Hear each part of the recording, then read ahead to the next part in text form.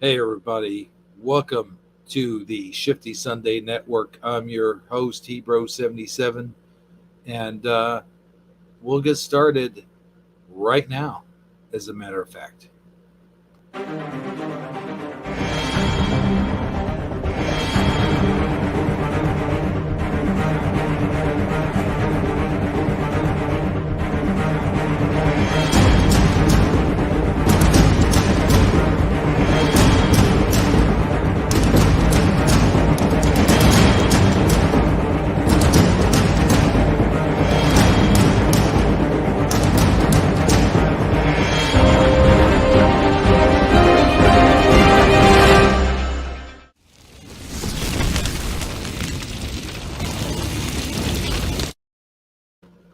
Hey, everybody. Welcome to the show. I'm your host with the most, who likes Space Ghost Jam on my butter and toast. Hebro77 here.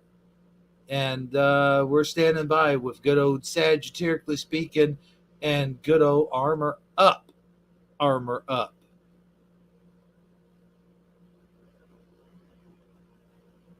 I'm just standing by, man.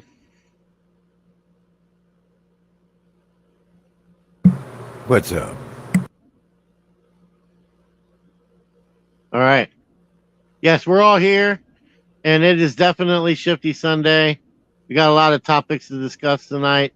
I've put in a lot of effort to come up with some good stuff for you all, for your entertainment and educational purposes, pleasures. Um, how is everybody doing this evening? Doing good. Yeah, I'm doing all Ye- right, man. uh, Just chilling like a villain. All right. Well, that's good. Um, yeah, we really haven't had it. We really haven't talked a lot this week as far as hanging out and stuff. I saw you when we played some What the Dub. That was fun, and I don't know. I kind of feel like I needed to call you guys and talk to you more than what I have. But I know you and I have talked a couple times, Hebro. But I feel like I needed to. I should have called Armor back. I feel like I'm distancing myself from reality again, or from socialization. I need to socialize more. I need to work on that. Yeah, I mean, we all slip into our own corners of the world sometimes, and as easy as it is to say, I mean, sometimes you go through a period of days or even weeks sometimes where you just feel like you need to be in the place that you are, and the place that you are isn't always a fun place. Sometimes we find ourselves in a dark place, but we do carry on and we smile on the outside, while in the meantime we're sort of feeling that, those sort of feelings on the inside. It's kind of like those commercials where the people have the smiley faces. You know what I mean? They pull out their back pocket and they show the smiley faces, but inside they're really living a life of doom and gloom. And I know that's probably not the case for you. You're just kind of just like not feeling like socializing, and sometimes we all go through that. So I definitely understand. Yeah, I saw a post talking. I don't remember. I can't quote it verbatim, but I'm going to do my best. Something about it takes a really strong mind to handle being alone a lot, or spending most of its time alone. And I got to thinking about that. Well, I mean, I don't know how strong my mind is in regards to that aspect, but I find that I don't struggle with the being alone. I have spent probably most of the past 5 years since my mom passed away. Most of that time, day in and day out, I'm by myself, and I don't feel a strong need to hang out with other people. I remember when I used to have, when I used to be, back, I used to have my girlfriend and kids and stepkids and two dogs and a cat and a house full of people 90% of the time. And I mean, I was okay with that. Every once in a while I had to go and spend time by myself, go get in the car, take a ride or whatever, just to get some peace and quiet. But uh, for the most part, I mean, I didn't feel like I needed to be alone a lot, you know. But now that I'm experiencing a lot of alone time, I don't feel like I'm missing out. I enjoy the tranquility of it more often than not. I know that there's drama that comes with other people, and I'm avoiding that drama. But then I say all of that to say this: there are times when I realize that it's that I am missing out. That human interaction is an important part of living life, and I don't want to. I hope I kind of hope, maybe slash pray a little bit, that this next year brings people into my life, in my physical reality, not just in my internet reality, Yeah. but in my on the physical plane, somebody that I can hang out with and spend time with and share memories with and bond and do all those sort of things, even if we have the occasional drama or disagreements or whatever. I think that's something I need to explore and re-communicate with, I'm Well, hopeful that that will happen. Go ahead, Hebrew. and Michael Fontaine brings up a pretty good point in saying that you just move, meaning like now you can sort of make a fresh start for yourself. Now's the time to do that. When you were living at your old place, you didn't have a whole lot of people around you. And the thing is, where you're living now, you have a lot of people around you, and probably I'm sure you interact with some of those people some of the times. And if you're interacting with them, then uh, I'd like to think that eventually you will come out of your shell around them and start hanging out with them more and more. Maybe even be invited to a barbecue or two and have that Yeah, social for real. interaction. Like I hear about you and Armor going to concerts and going to hang out with people and stuff. And Yeah, I have to admit, on a certain level, I'm somewhat envious, but on the other level, I don't really have a strong desire to do that sort of thing. yeah. Like I have a neighbor that invites me to come over and watch NASCAR with him every once in a while, or he wants to go up and get lunch with me or something. And Mhm. sometimes I take him up on it. Other times I really just don't feel like it. I need to push myself to be more sociable when the opportunity strikes itself, because I think, like when you're telling the girlfriend, it's not you, honey, it's me. It really is me. But Yeah. enough of that. I don't want to over dissect my personal stuff. I just wanted to put that out there because that is something that I'm definitely kind of coming to grips with, and I wanted to share it, but I don't want to over analyze it. You guys Right. know what I mean? But I will add to that is that some of the things we do isn't as glamorous as what we make them out to be. And in fact, when I went out the other night, I mean, they had a band that played from 6 to 9, and I got there about 8 o'clock and was supposed to meet some friends there. And here's what ended up happening.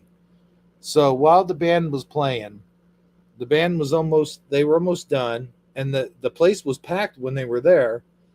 And one of my friends left because his feet was hurting from working too much, and the other friend didn't want to show up because they were dealing with sort of their problems, some kind of issue, I forget what. But so when that music stopped, when the band left, the place cleared out, and as it cleared out, I noticed younger and younger people starting to come in. And as I was looking at these young people coming in, I was playing some pool by myself in this room. And as soon as they started entering that room, I started to realize how wild and how obnoxious young people are today. And as I started to realize that, I started to think to myself, was I this obnoxious and wild when I was younger? And the answer probably is yes. I probably have a lot more in common with those people than I think I do, but there's such a generational gap that when you're a man of a certain age and you do have that, see that the young people coming in, then you go, man, this I just don't want to be here anymore. I just don't feel I feel out of place. I feel like I don't know what any of these people are talking about. They're too wild. They're too loud and all this stuff. And I was just like, I felt uncomfortable and I wanted to leave. You know, Yeah, Matt. I totally understand. I Mhm. remember going to the bar or going out with my cousins when I had gotten about 10 years too old to be in the crowd that they were hanging out with, and get and you get the glares, you get the looks. The people Mhm. look at you like, "Well, why are you here, man? Yeah. Take your boomer ass home, dude." Yeah. So I mean, as much as I enjoyed getting out and you know, having a few beers and stuff like that, and I did see a few people that I knew and I talked to them. Once that was done, it was done, and it was done pretty early on in the night, and that kind of sucked, you know. So Yeah. yeah, it. Yeah, the other thing I've been thinking about doing is looking for a church close by and Oh, there seeing you if I go. can work out a way. But then again, I've had mixed results with churches because you get when you get into a church environment, depending on the church, because every church is different. I mean, sure, a lot of them are the same in some regards, but they also have their slight intricacies and the politics and a social order. It's like an unspoken, I don't know, judgment scale that everybody's put under a certain level of scrutiny. And I'm wary of it, but I feel like the spirit is guiding me to do that. That's the next direction I need to seek. I'm just hesitant. I hear the calling, but I'm hesitant to act on it.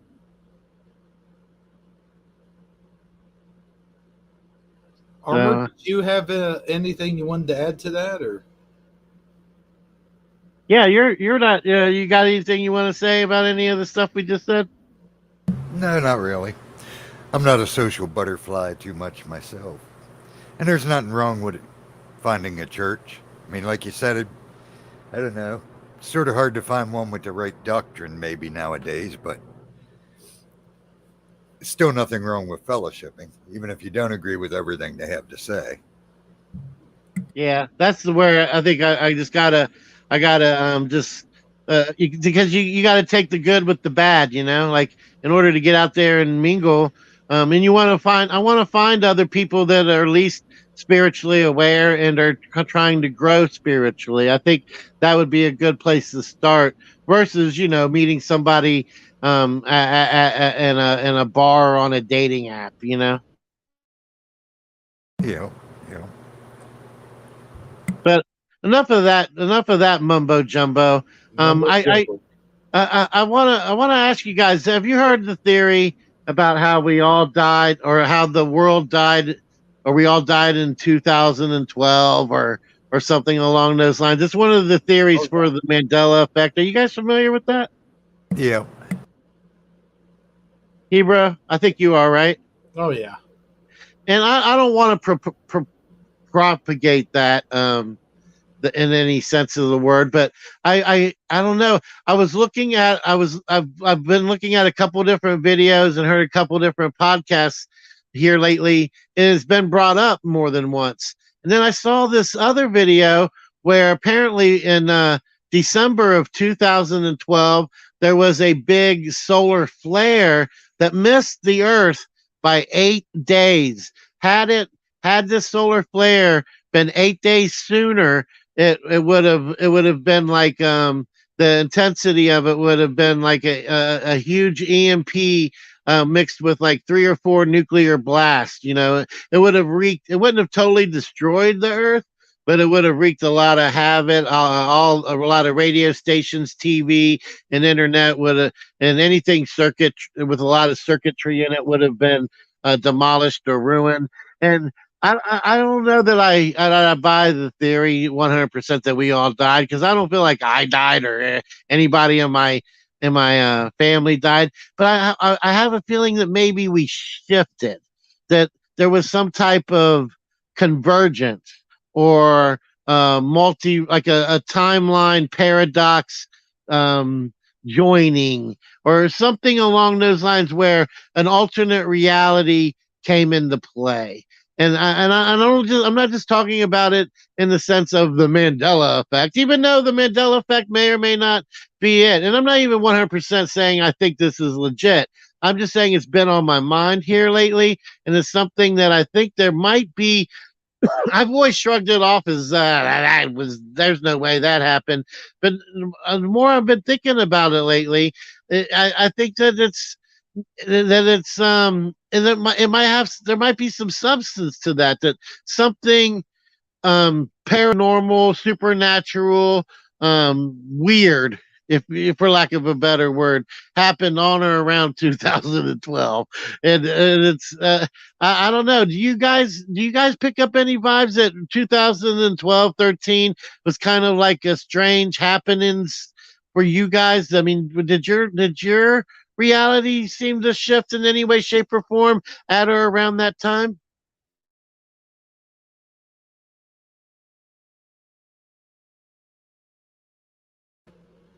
Well, Not that I can think of in 2012. I mean, that was a long time ago. I don't really remember what I was doing. So, but yeah, I don't think anything major happened in Hebrew, my how about life you? personally. well, I don't know. Like he said, it's been a long time ago, and I can't remember. I can't remember what I did yesterday, a little alone back in 2012, what my feelings were. But I can definitely say that maybe there was something going on by this.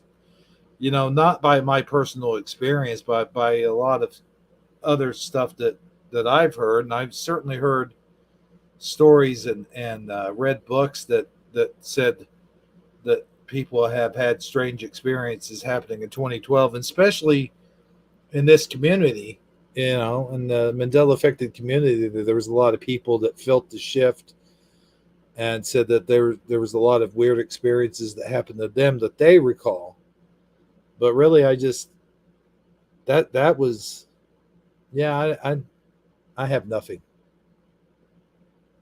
All right. Well, I'm looking at chat and I see um Beth Bromley says year 2012 seemed like a shift mostly with people I know changing for the worse. And Sweet Connie Joe says mine did. I wake up screaming and then buildings appeared overnight only to disappear 2 weeks later. And the strength, I guess the reason I bring it up is besides the fact that it came up in my mind here recently is it's the year 2022, so we're on the 10-year anniversary, the decade mark since the occurrence, if there was an occurrence, would have happened. So um, I think, I mean, I don't think that you can really. I think when I think it's one of those things that when you're in it, when you're thick in the weeds and it's actually happening, it's impossible to totally be aware of the occurrence while it's occurring. Kind of like in a sci-fi novel or something like that. It's kind of like as the days go afterwards and you start noticing the difference, but you subtle differences, but you can't quite put your finger on it, and then you spend the rest of the movie trying to figure out exactly what happened. It's kind of more like one of those type things. But here's one of the things that I did start to notice in 2012 is that the internet was different. Like it was starting to become, that's when social media was really starting to kick off. Facebook was really becoming a thing. Um, I'm not sure Twitter, I guess Twitter was kind of becoming a thing as well. And the Snapchat and Instagram, all those things were kind of like still in their infancy stage, but social media was kind of like becoming what it is today. And social media has really changed the aspect of how everybody socializes and communicates. And if you were born um, like 1995, 94, 96, somewhere around there. You grew up. By the time you were 10, 12, 11 years old, you grew up um, with your whole life part of your identity being your social media identity. And I think that it's created a weird phenomenon. And then do you guys remember when we used to when you used to get on the internet and you would type in a Google search and it would say 1.7 billion results, and you would have to scroll maybe one or two pages or go to the next to find the thing you were actually looking for because of all the other stuff that came up on your search. Yeah. Are you guys with me? Do you remember that? Oh yeah. And the thing is, when I come up on a search, even to this day, it's like you search something simple like where did French fries come from, and you get all kinds of things that have absolutely nothing to do with French fries, and you have to kind of decipher all of it before you finally get the right one that you're looking for. And it seems I like think, before yeah. Go ahead. before 2012, you didn't have to do that. You just it came up right away, and you could find what you were looking for a lot easier. Yeah, and you also you didn't have to put quotes. You didn't have to, because now you get so many corporate sponsored ads and agenda driven messages that it's impossible sometimes just to find the exact thing that you're wanting, especially if you're not looking for something that's corporate sponsored, like a Pepsi or Coca Cola or uh, Chevy or Ford or Disney or something along those lines. And especially if you're looking for something that's considered controversial or politically incorrect, you can forget about it. It ain't coming up no matter how hard you search for it. Yeah, and also right around 2012, and seems like after that, since then, a lot of movies have come up that deal with different dimensions or time warping or different multiverse. The multiverse thing had been a big thing because of all the comic book movies popping up around that time. Yeah, and I have to admit, admittedly self-aware that I'm not. I see a movie about space. All right, I might watch it. I see an action movie or a horror movie. I'm probably not going to watch any horror movie. I have no desire to put those vibes in my sphere. But an action movie, maybe. A comedy, maybe.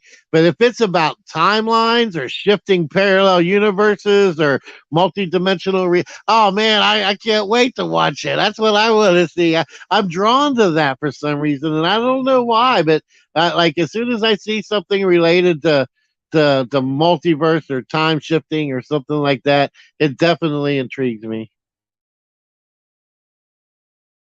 But I say all of that to say this. I came across a movie or a clip. It's only been out for about 12 days, and it's on True Stream Media account. So I'll put a link for it in the chat so anybody who wants to go watch the complete movie later can do so. But I really found this intriguing. She makes a case for the internet has become a ghost town of what it once was, and we're going to watch just a few minutes of it here and a few minutes of it there, and I want you guys to see this. It's pretty compelling. Go ahead and hit play whenever you got it ready there, Hebrew.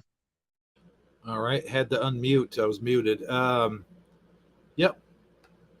So I got it in at the 44-second mark. Good enough. Okay. Here we go. I'll tell you when to stop it. Just where we actually are. Because there's the territory, the actual reality, and then there's the map that is being drawn of that territory. And these are not the same thing. Have you ever heard of the Potemkin village, the concept of the Potemkin village? So accounts of its origin vary between historical exaggeration and completely manufactured urban legend. But the story goes something like this. There was a Russian statesman named Grigory Potemkin, who wanted to impress Empress Catherine the Great, because he was one of her lovers, and she was on her 1787 tour of lands newly acquired by defeating the Ottoman Empire. And Potemkin was governor of these lands, and he wanted to put on just a great show of prosperity for her. But the region had just been ravaged.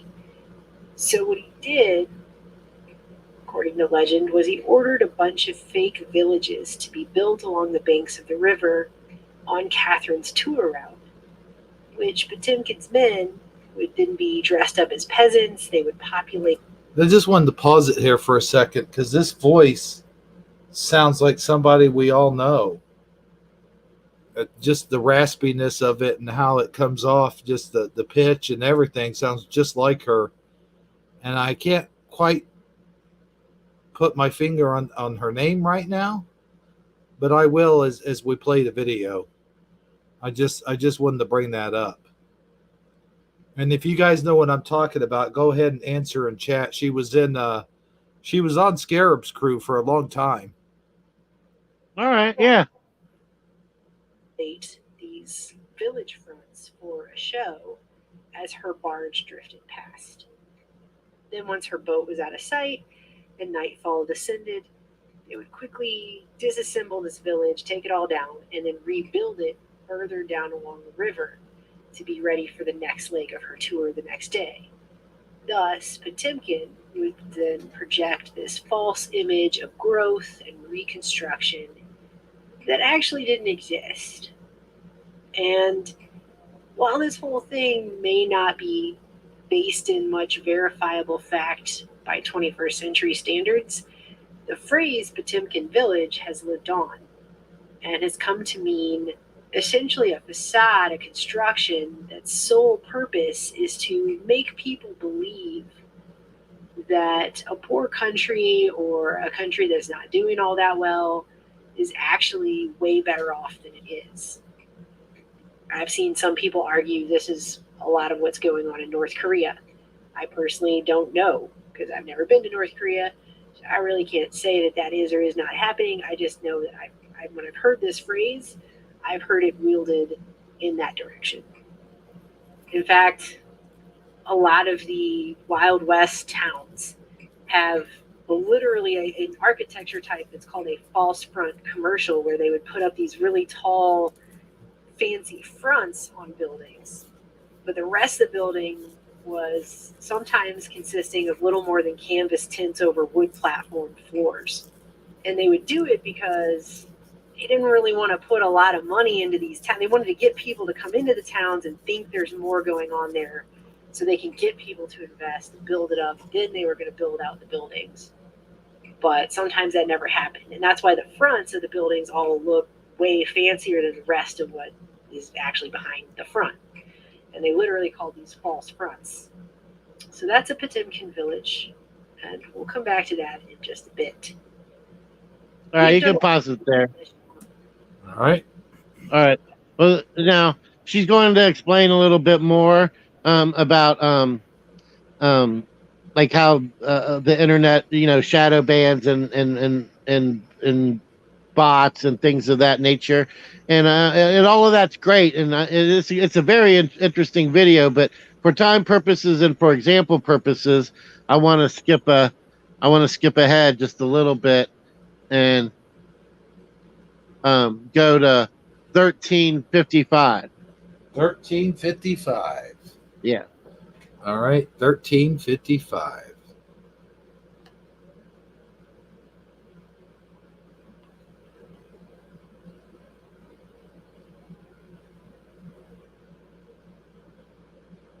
And I think that the internet now is putting up a false front or fake results.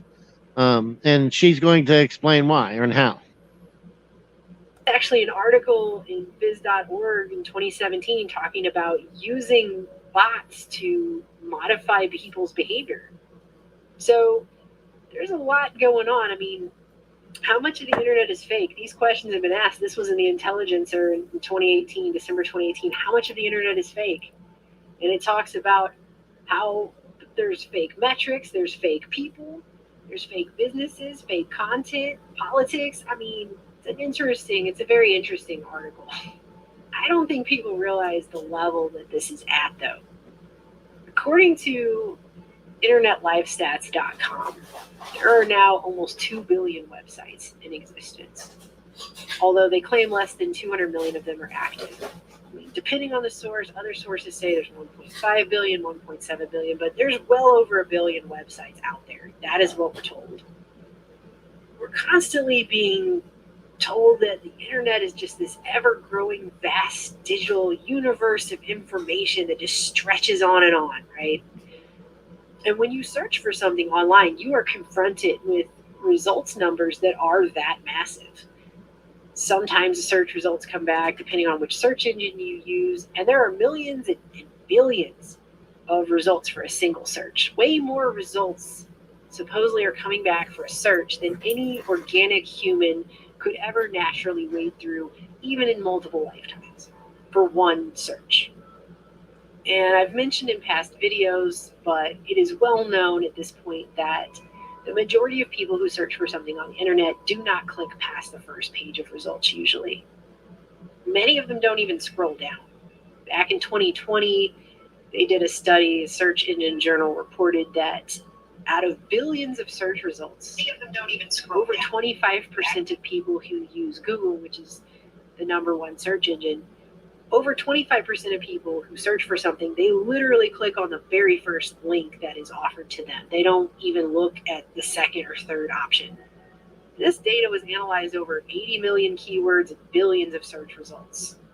And they found out that by the time people get down to the 10th result, there's only a 2.5% click-through rate. So hardly anyone is going past the 10th result. Positive. I ended up. Now, I'm guilty of that. Like, more often than not, I give up after on Google especially. I don't if I don't see it in the first 10, then I assume that I've typed it in wrong or that I'm not going to find it on Google, and I instantly switch to an alternate browser and usually have more luck finding whatever it is that I'm looking for. Now, granted, I look for controversial topics more often than I look for mainstream information. But do you guys find that to be true for you as well? That you usually you very rarely go past the 10th offering? I would say that's probably true, but normally because I don't have to, usually I can find the info I'm looking for within the top 10. Now, that's only if I'm researching, like, how to change a radiator in the Subaru. You know what I mean? You Right. start researching the stuff that the deeper stuff that we research, well, yeah, you're going to be lucky to find anything using a search engine. Yeah. Hero, you want to chime in on this any way or the other? Well, I agree with Farmer. I mean, you could find results a lot easier if you're just looking for mundane stuff, like what color cape did Batman have in the first issue of the comic books, or how old was Logan when he finally died, or stuff like that. But Yep. the more controversial stuff, like you're talking about, yeah, you got to go through a lot of pages before you actually find anything linking anything to anything. So yeah. Yeah, I agree. All right, go ahead and let's keep it going. We're almost to the meat and bones of the subject here. All right. In a strange part of the internet recently, over at Angora Road's Macintosh Cafe, and this user, Anonymous MVP, was talking about, is the internet shrinking? And they were talking about dead links, things like that. But they said, do this experiment, check it for yourself. And so I'm gonna replicate what was posted there, because I want you to see this for yourself. And I don't use Google as a search engine. I have been using DuckDuckGo, but DuckDuckGo also heavily relies on Bing, from what I have now read. So I'm not even sure what search engine would be the right one to use at this point. I know that stuff changes all the time. But the point is that most people use Google or Bing. That's the number one and number two search engines. Now, check this out. So this person did a search for climate change, which is something that should have quite a bit written about it, since it's a topic that affects, one way or the other, no matter what side of that issue you're on, that's affecting everybody, right? But I want you to see this for yourself. So let's type in climate change to Google. Check this out. Okay, this says there are 868 million results that come up in 0.65 seconds. Wow, that's a lot of results. That's so many results. I will never be able to read all of those results, right? But let's look at this for just a second. First of all, this is the top part of the page that comes up. And if you really take a look at what you're looking at here, almost everything you're looking at comes from one source, the UN. So you have the effects of climate change from the United Nations. Down here you have the causes, also from the United Nations. The definition, also from the United Nations. Actions from UN Act Now. IPCC, World Meteorological Organization, that's also the UN. You have United Nations Environmental Program. In fact, the only thing right here that I'm immediately seeing that is not the UN is Environmental Defense Fund. Everything else that they are showing you right here, it looks like all these links, all these things you can click on. It's so many things. No, this is basically one source, what you're looking at. So it's not thousands of results or hundreds of results or even a dozen here. It's basically one thing, one source. Okay, but so let's scroll down. So then you got top stories, and that's all official mainstream sources.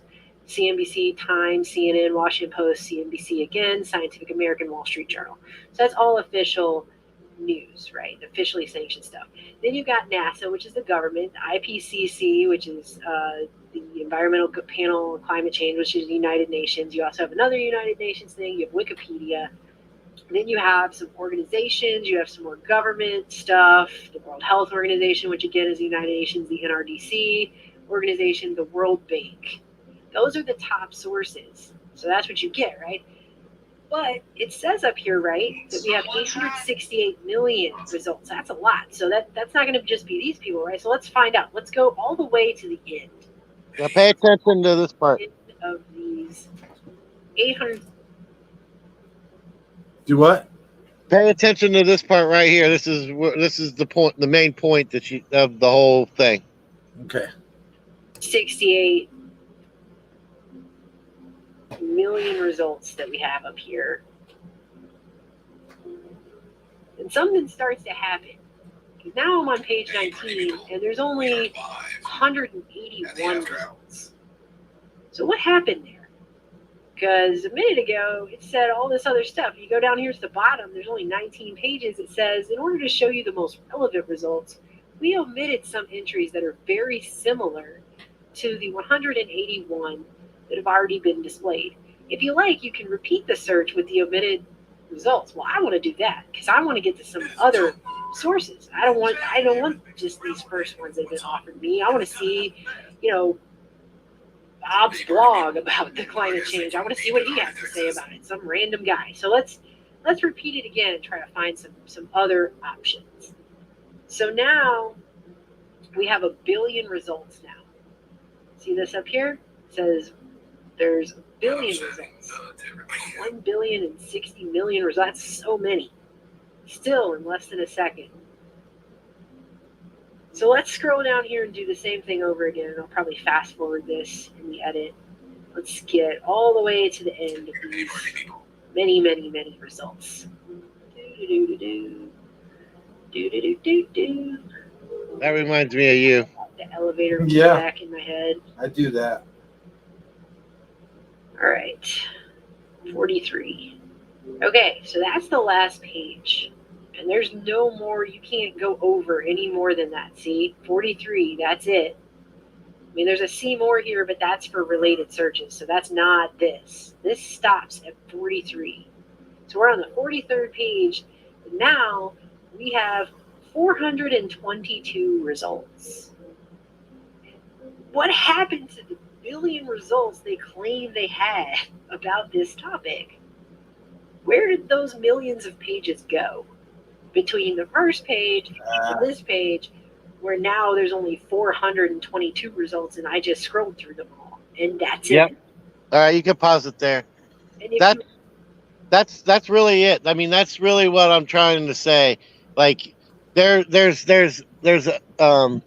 how many results? I don't know. Yeah, you have to go back. There was 800,000 results, right? Okay, but you're only able to. Google will only present you 423 of them. It tells you how many results exist, but how many it will actually serve up for your eyes to view is 428. All the rest of them, they're on the internet, but you are not allowed to see them with Google. Google is not going to show them to you. Do you see what's happening here? It's like the whole Pinkerton thing at the front. Like, you see a big front, 800,000, a nice big front, like a fancy store, and we got all kinds of information. For, like, say it's a library, you know, um, but and it's got over 1 million books, but you're only allowed to view 400 of them, but the rest of them are off limits, or we're not going to, you're not allowed to read. They're there, but you can't have them. And I feel like the internet is becoming just that, where you are, everybody may have a website, everybody may have made a blog about it, everybody might be wanting to or might have pertinent information about a specific topic, but the information is being withheld. It's as if it might as well not even exist if you can't find it. The only way you can find it is if you know the name of the website you're looking for, or you use the quotes, and you type it in exactly the way the article was written, or the information you're looking for is put. The next example she uses is a less controversial example. She does the same thing with the Super Bowl, and gets about the same amount of actual results once she scrolls, to about 40, goes about 40 next, in about 40 next. So, and then she goes on to make the point that we're driven to find our information through social media. But then when you get onto the social media, you're dealing, then everything is like is propaganda. It's somebody who's been paid. All the top social media people that you follow, you don't know if it's a real person or not, if it's just AI, if it's just a bot. If it's political related, you know that it's got an agenda behind it. Whose agenda? And whoever's paying for that person to be on there or those robots to be on there and do that. If you have thousands and thousands of accounts that on social media that are putting out are controlling what's trending, you're only going to see what's trending. That's going to be the news of the day. Will Smith, punch Chris Rock. You get on social media, and that's what's going to be all over social media for the next 24 to 48 hours. If you want to know about what happened in Yemen, if people are starving, or if what's going on with child trafficking, or anything that is of real relevance to our society, it's not going to be on social media. You're not going to hear woof about it. It's as if it's not even happening. But the things they want you to pay attention to will be presented to you front and center. And that's where the internet is now. That's what the internet has become. It's a big facade. What's There's lots of people out there who are trying to tell you what's really happening in their neck of the woods, but unless you know who that person is, you'll never know what's happening. And it's all controlled. It's all the information is controlled and driven to make you see only what's on the three rings of the circus. What's happening on the other side of the stadium? If a fight's broke out If the hallway is on fire, you won't know. The fire alarm is not going to go off and tell you until your house is caught on fire too. That's what I'm trying to. That's the point I'm trying to drive home. Do you guys see how that's become the case? Can you imagine how how much that's affecting everybody's perception of reality? I want to hear what you guys got to say. Well, I think it's basically what they had to do. Television was their first. Well, it wasn't their first. Radio and newspapers and everything before that, but television was a big mind control device. Internet sort of wiped that out and started waking people up. So they had to figure out a way to shut down the internet. They couldn't have people finding that type of information easily. So it don't surprise me at all that that's what they're doing, because they have no choice. If not, they're done because they're going to be exposed. So yeah, it don't surprise me, not at all. Hey, bro, you want to chime in? You got anything you want to add? Yeah, I don't know. Just anytime you're gonna have somebody who's gonna from deep in the heart of Texas. I just no, I've got nothing to say on that. All right. Well, I encourage everybody to watch the video in its entirety. It kind of she over elaborates a little bit at the end. She has a whole lot more to say about it than even what I have to say, but she definitely drives the point home. And it is an interesting video. And if it's something that you want to know more about, that video is definitely a good start. And there's more information on that page in particular on the subject in general. But I think it's something that we definitely need to be aware of, and we can't continue to fool ourselves into thinking that the internet is what it used to be. It used to be those 800 and 1,000 results. You could keep hitting next until you went through every single one of them. You could go to page 982 and see what 982 was. Just if you were curious, just for knowing what how just to know the vast measure of the landscape. It's like having a nice national park with all this wilderness and nature to explore, but you're not allowed to go off the trail that's been carved out for you. And I think it goes to show why you need to use a search engine other than Google or whatever the other one was. They said Bing. Yeah, Those definitely don't help to begin with. Anyone that's still searching with Google and Bing probably wouldn't know what to do with a good result if they found it anyway.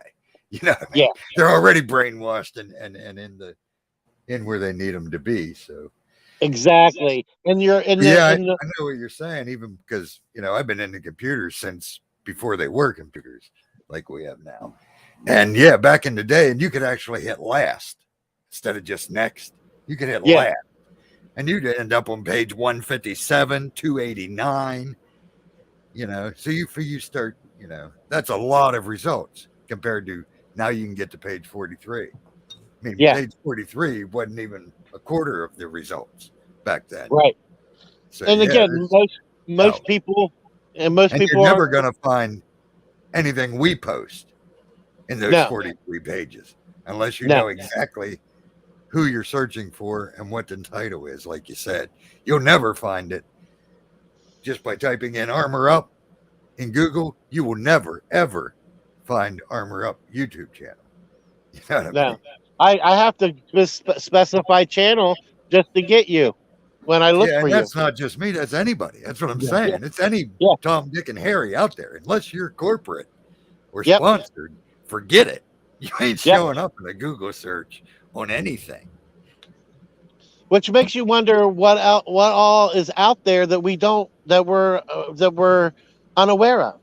Because the average person, like you said, Armor, only uses the internet to explore exactly what they're looking for, how to fix a radiator on a Subaru, how to, the prices of Toyota Camrys near me. And I get that. I realize that that's its main purpose, and that's what. But there, if you're a person who wants to really, if you're wanting to really explore, if you're really wanting to look for, um, just to see what's and explore the landscape of what's out there, you can't anymore. It's all been constricted down, and it's getting the fencing is coming in closer and closer and closer to the point where you will have to ask permission just to leave your yard that they've cut out for you. I honestly see at some point, like like if you want to imagine like the Matrix or something like that, where there's where you actually have to install a special pirate to search engine, or there's going to be a black market for or an alternate internet where you can actually look for anything that isn't mainstream driven or corporate sponsored. And that if you want anything besides that, you're going to have to install special software that's probably considered taboo or semi illegal even to own it. Yeah, and Beth, you make a good point. I don't know if there's any good search engines left, really. I mean, I think they've all been pretty well compromised. Like she was saying in the video, DuckDuckGo was good, but Yeah, now we found out that they're censoring content. yeah. So, yeah, I don't know. I don't There's know. another one called Brave. A lot I of use people Brave use. browser, and that has the Brave search engine built in, but I think it's basically built off of Bing. So I don't know, I don't know Yeah, if it would change the results. If I I, look at my Brave search engine, I'm still I going to get know. basically Yeah, corporate stuff. yeah. Google is the most egregious. DuckDuckGo gives you a little bit more volume. Brave maybe just a little bit more than DuckDuckGo, and after that, I don't know what. Um, but it is interesting if you type in anything, um, Rona related on Google and do the exact same search on DuckDuckGo and then do the exact same search on Brave, you'll be astounded at the differences of the results that you receive. It'll blow your mind, especially if you dig in 2 or 3 pages deep. But because yeah, I mean, but I'm not trying to overdo it, but I just think that people need to at least know that it's happening, um, because I think 90% of the people out there aren't even aware of it. And then mostly because they probably don't use the internet for anything but for basic need to know information when they need to know it. But it's definitely not the internet that it used to be. No, it's definitely not the internet it used to be. Not even close. Got that right for sure. All right. Let's Do see. you have Anybody? Google? Do you have Google on your phone? Well, no, you got a phone, so you probably use whatever the phone is. I ain't sure what that is. Well, no, I mean, I got the built-in Microsoft. I guess it's Bing. Oh, And then I was just wanting and to I do an got experiment. I don't have Google, but no, Bone and Breaking I have Action said he Google. just Googled himself and found himself immediately. I would like to see if that's only him that can do that because it's him. Do you see what I'm saying? That they Yeah. will show him. So I was Well, wondering if I think somebody that's else because he's could got a Google him and unique. see. I think that's because he's got a unique name. I've Well, Googled my I name. just used Brave and it didn't pop up. It's giving me all kind Okay. of stuff, but not him. That's what I'm saying. So I was wondering if Ah, someone else with Google could see if it worked because it don't work on Brave. In fact, I yeah. will read the results I get for bone breaking action. 1 second. Well, I think one reason too, Armor, will be because YouTube and Google are associated, and he's got a YouTube page. So it probably found him. It probably found his YouTube page right away. Like if I type Sagittarically speaking in Google, it finds our YouTube page. It finds Hebrews YouTube page right away. It don't find me, but it finds the shift, like our But Shifty that's because Sunday. it's you. That's what I'm saying. Will it do that for everyone? That's the experiment. That's what I want to know. That's what I'm Right, saying. Of course it'll show you because it don't want you to know it ain't showing anyone you. That's what how shadow ban works. You will right. see you. You will But think you're posting. I You have will to type in sagittarically speaking though. If I just type in SAGI, I'm not going to find me. That's for well sure. no, because it goes by it knows sagittarically speaking. It don't know Saggy. It don't know No. that we call you Saggy. It knows sagittarically speaking. Right, It knows armor up. It don't know armor. It knows right. bone breaking action. It don't know BBA. You see what I'm saying? It Yeah, ain't sentient yet. Yet. yeah. But here's what I get for bone breaking action in Bing or in Brave. Trials raising brings bone breaking action to Switch. Sort by popularity, most popular movies and TV shows tagging bone breaking action. Batman with new bone breaking action. Don Johnson joins John Boyega's bone breaking action. Bone breaking filmmaking action legend Hal Needham. Except Kieran Tippier to be out until May after breaking same bone. Fractures, broken bones, broken bone meat. Do you get my point? I don't Yep. see bone breaking action Right. anywhere. Not the first page, not the next page, not the next page. Type in That's the sagittarically point. speaking. 1 second, let me type it in. And like you said, his is a unique enough name. It should have came up. Yeah, I agree. Okay, sagittarically speaking. I know I'm the only sagittarically speaking on the internet, so it should find me somehow, way, shape, or Here's what I form. get for sagittarically speaking. Showing results for categorically speaking. So it won't even show it. So let me search instead for sagittarically speaking, because that's an option. K And Smalls. see what I get. That's who that lady sounded like. K Really? You Smalls. think she sounds like K Smalls? I don't think she sounds anything Yeah. like K Smalls. A little bit. Well, maybe a Okay, little. here's sagittarically speaking. Harry and Meghan's next movie, signing with speaking agency. Categorically speaking, printed 3rd edition. Speaking definition and meaning. Fixed dragon naturally speaking 13 doesn't work. Categorically speaking, reverse work and study. Speaking synonyms, 9 synonyms. You get the point? Sagittarically Yep. speaking ain't here. Not for Nope. me. He's But- here for you. That's my point. I could. We're all The thing shadow is- banned unless it's you. The thing is, I can Google my real name and I could find myself. Exactly. That's And- my whole and- point. And hold on. Here's the thing: is I can Google other people and find them too. Like I could find. That's how I found out where somebody lived once. Like you could Google their name and get their address and. Well, yeah, Oh, you can go to them paid search places and get the record places. Yeah. Yeah. That's real names, though. Yeah. Sometimes I Google. What is it? I Google Shifty Sunday and get us. Exactly. Because you're Shifty Sunday. Oh, It's Hebrew show. But even if I do it from another device, though. Have you ever used that device before? Yeah. No, there you go. True. And besides, I think it's educated enough now. It'll know if it's you on another device.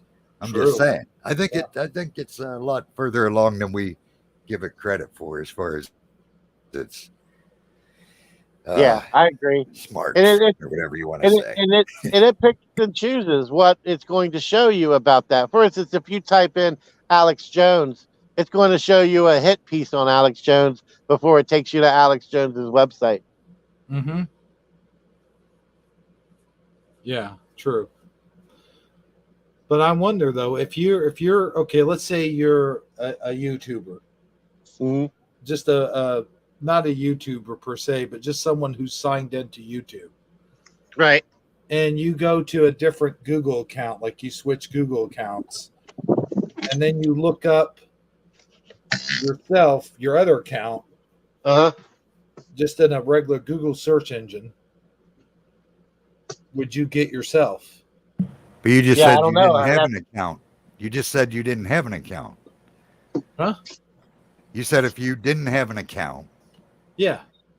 well, then how are you going to look up your account if you don't have one? No, I'm saying if you, okay, like if you're looking under a different account, or don't have an account, and then you look at an account you do have, like you do have an account. Well, yeah, it's still going to know your. It can either go by your IP or your MAC address. Your MAC Oh, never changes. yeah, Your IP true. you can hide, but your MAC address never changes. Mm-hmm. Your MAC address is registered to you once you let it know it's you. I'm gonna see what I can get under Saggy if I Bing Saggy, or if I Bing do a Bing search for Armor Up. Hold on, I'm gonna do a Bing search for Armor Up. Yeah, I know that if I Google Sagittarically Speaking, it brings me to Shifty Sunday. But I haven't tried Sagittarically Speaking on anything besides Google. Okay. And like you So what- said, I think that's because they're all linked together. Google, Hmm. YouTube, all that stuff. And I'm also often on that, so it knows that I go there anyway. So it's going Have to you give ever me that tried to- result. Yeah. Have you ever tried to Google yourself under your old name, God's Armor? Well, how could I do that? I mean, I don't understand what you mean. The computer still knows I'm. All right. It ain't like I'm. I mean, I don't know. I don't understand what you mean. Like sign in as God's Armor, but that account don't exist. Right. God's Armor is Armor Up account. Hmm. I don't get what you're saying. No, I'm saying like have people search for you, like just Google in the Google search Armor of God. Like You mean on YouTube. God's Armor Yeah, on YouTube. on YouTube. Yeah. Well, if you search for on YouTube, you might find it because you're getting more specific. That's what I'm saying. You have to get very specific, and even then, you might not. Yeah, I might take the time to do that between now and next Shifty Sunday. I'll do you on different search engines, Armor. I'll do Hebrew. I'll do me. I'll pick a couple other names that that we're all familiar with that show up on our channel a lot. Let's see what I get. Hey, Saggy. Yeah. Is your name got your last name? Does it have an E on the end of it? Yeah, don't let's not do that game. Let's move on. Let's just keep on going. Because I just found an interesting different ethnic background. Yeah, let's not do that for your actual name. Yeah, let's keep it moving, my friend. I mean, check this out. Oh, why won't you listen to me? Please don't put I it don't on. think he wants his real name out there. Yeah, I really don't. Thank you very much, Armor. I'd rather you just drop it. All right, I'll drop it. All right. So I will do our internet names though. I will do those and I'll see what kind of results I get, and I'll come back with a full report. Cool. Yeah, I think it'll be interesting because, like I said, I know. Well, we just showed with Brave, it definitely don't work.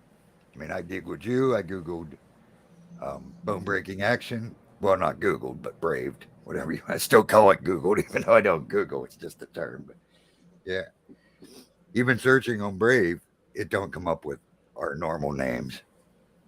No, or our YouTube names. I see in chat it says Eddie Von King was able to find himself. Beth Brantley thought that instead of K Smalls, she thought it sounded like Genspirations.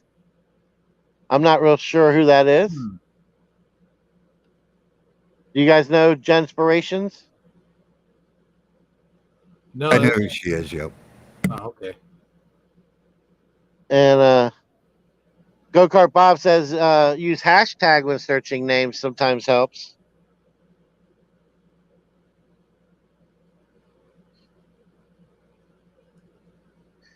And Eddie Von King says Google is creating all of the MEs.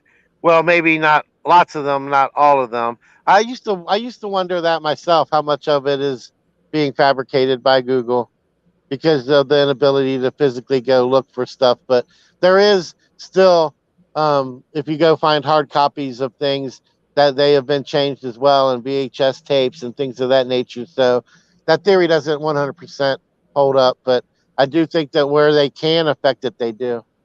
Yeah, they definitely, Google didn't come in and change my Bible. You know what I mean? Google didn't change any of my old VHS tapes or any of my old CDs.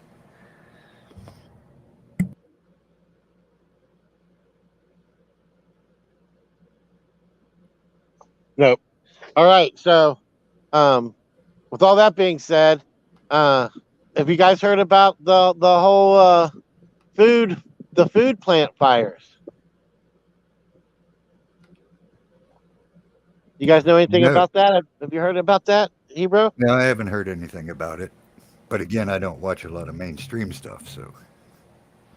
Yeah, well, they're not even really covering it a lot. Fox News covered it a little bit.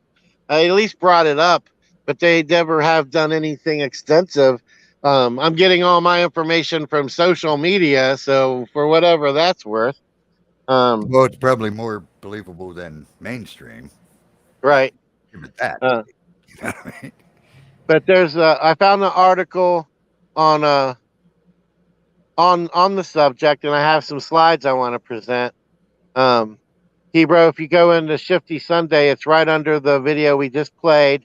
It's right above the map of the United States. I'll give you a minute to bring it up. But essentially, um, there's been a ridiculously large number of food, meat plants and food processing plants that have um, had some type of catastrophic accident and or fire or something has occurred causing them to shut the plant down. Really? Um, yes, That's hard to believe. I mean, working in a butcher shop for many, many decades and meat processing plants, fire is pretty much the last thing you would have to worry about, considering there's water everywhere. right. And Yeah, go those ahead and are, bring up and the so article there, Hebrew. that is We'll weird. we'll look at it. This is from the Western Standard. It's dated April 23rd. Um, exclusive food shortages magnified by string of destroyed food processing facilities. Thursday, firefighters contended with massive blaze at California Taylor's farm plant that came day the same day an airplane crashed into Idaho's Gem State processing facility. Let's look at this. That's what Beth Bromley just said. A plane ran into one of them. So, huh. Yeah, we're going to look at that one too. But let's check this out. There's the footage or the images. And food shortages have been exasperated by a string of fires, plane crashes, and explosions at nearly 24 food processing facilities across Canada and the U.S. The most recent happened on Thursday in Georgia when a small plane crashed shortly after takeoff into a General Mills plant just east of Atlanta. Two occupants of the plane were killed in the crash, as reported by the New York Post. A massive fire on Monday destroyed parts of the Azure Standard headquarters in Oregon, a company that self describes as the USA's largest independent food distributor. The company said basically any liquid products such as honey, oil, and vinegar will be out of stock due to the fire, as reported by Vision Times. The company also said it lost its fruit packing and carob product facility in the blaze, but said the effects will be minimal as fruit harvesting season hasn't started yet.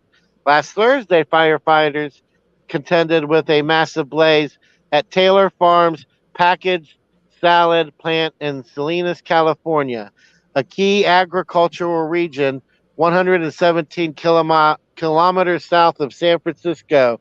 The fire broke out late Wednesday night, as reported by KTLA.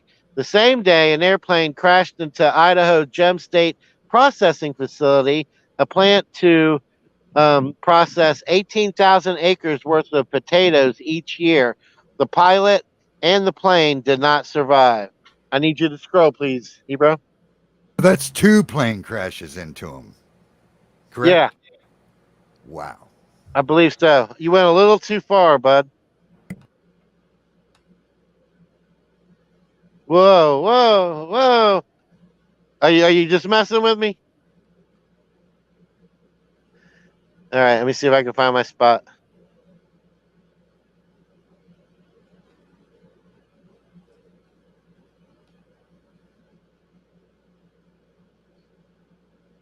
All right, yeah. Now just scroll up a little bit, or down a little bit. I mean. All right, I'll just read that. Um, in March, a major fire that forced the closure of the Nestle plant in Jonesboro, Arkansas. The plant makes frozen foods, particularly Hot Pockets. The frozen food plants announced plans for $100 million expansion last year. All right, let's look at some of the images. Those are some really hot pockets there. I know, right? Yeah. Hmm. Yeah, go ahead and let's look at some of the other images. I think we get the point that a lot is happening.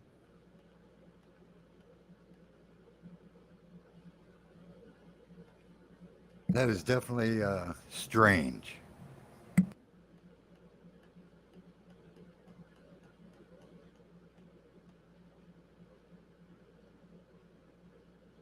All right, and go ahead and click off the article, Hebrew. I'll copy and paste the article into Logs. chat for people that want to see it. Mm-hmm. And let's look at the images I gave you All right. right below it.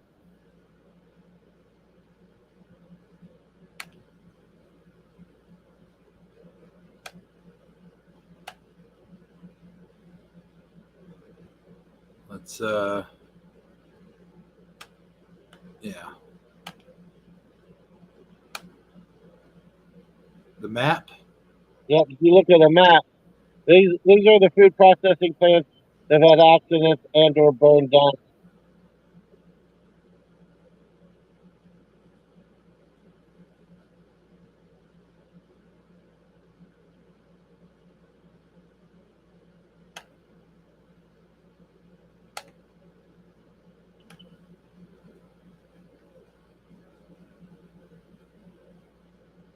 You still with us? Yeah, I was just trying to close YouTube. I couldn't get to close. Oh, okay. All right. So yeah, you see that they're all spread out. So it's essentially going to affect everybody to some degree, especially if this trend continues. I mean, it's unprecedented for this many to happen in this short amount of time. Most of them have occurred within the past 6 months. And if you go to the next image, Hebrew.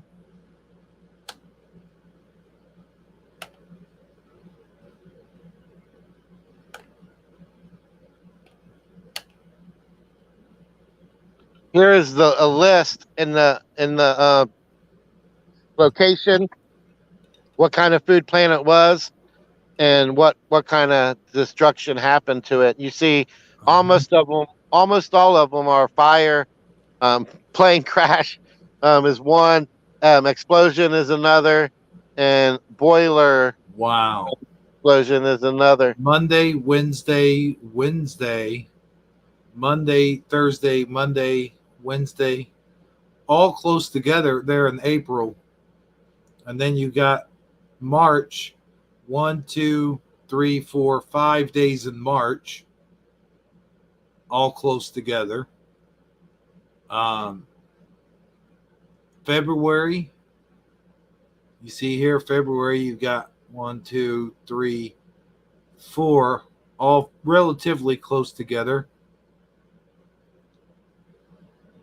Quite the trend you got going on here. Yeah, I mean, it happening. definitely is too coincidental just to be coincidental. But the $1 million question is, I mean, why? Why is this happening? I mean, are we? I mean, I mean, what do you guys think's behind this? What do you think is what's going on here? Well, one thing it definitely explains the high cost in the market right now when it comes to food, for sure. That with that being said, you also have to take in consideration your gas prices and all that, blah blah blah. But this definitely doesn't help. No, and then when is it going to stop? I mean, what's how many going to burn up next month, and the month after that, and the month after that?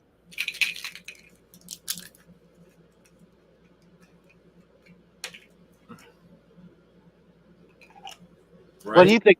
I mean, I don't want to sound like a conspiracy theorist, but it seems like something's in play here. A conspiracy theorist. I know, right? What do you say, Armor? Well, I'd say it's obvious that these can't all be accidental. I mean, there's no doubt about that. Especially considering, like I said, these are food processing plants. There's water everywhere.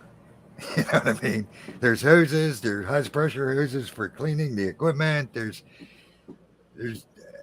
no reason for them to burn down. So yeah, it's very strange, no doubt about it. I mean, I could immediately conspiratorially think of many things. You could go with the depopulation agenda; they're going to starve us out. You could go with who was it? Bill Gates that just bought all the farmland, so right drive the prices up before you hit the market. They're known for that with their gas and oil, so not an unknown tactic for them. I mean, there's a million things you could speculate on.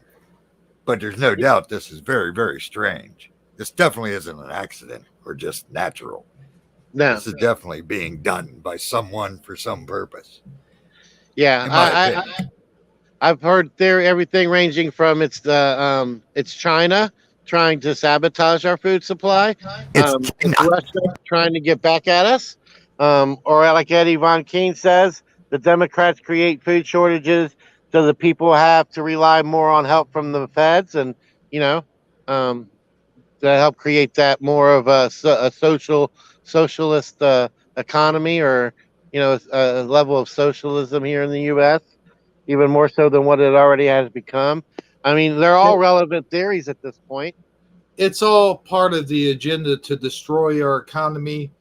By destroying the economy, we destroy the country. Essentially, it's all part of that agenda of rebuilding what they call build back better. You know what I'm saying? Well, how do you build back better? Well, first you got to break it all down, right? You got to destroy it. Yeah.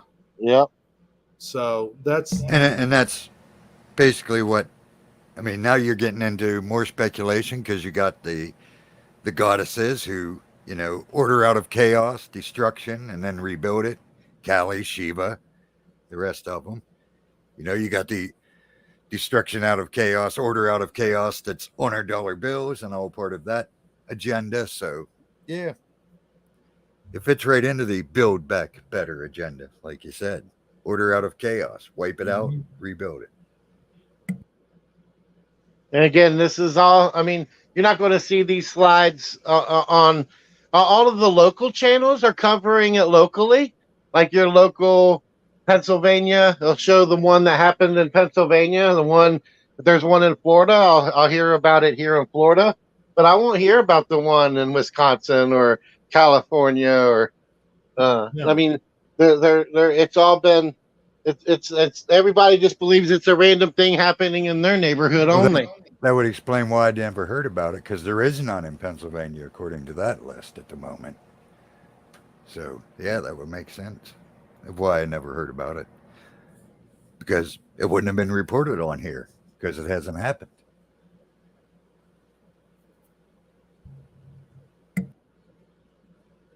There was one last slide I had for you on this. I can't remember what it is. If you want to bring it up, we'll look at that one and we'll move on. All right. Yeah, this one here. No. Yeah, this is it. This is basically all the local stories telling everybody locally what happened in their neighborhood. But like you see, none of them are really making reference to any of the other ones.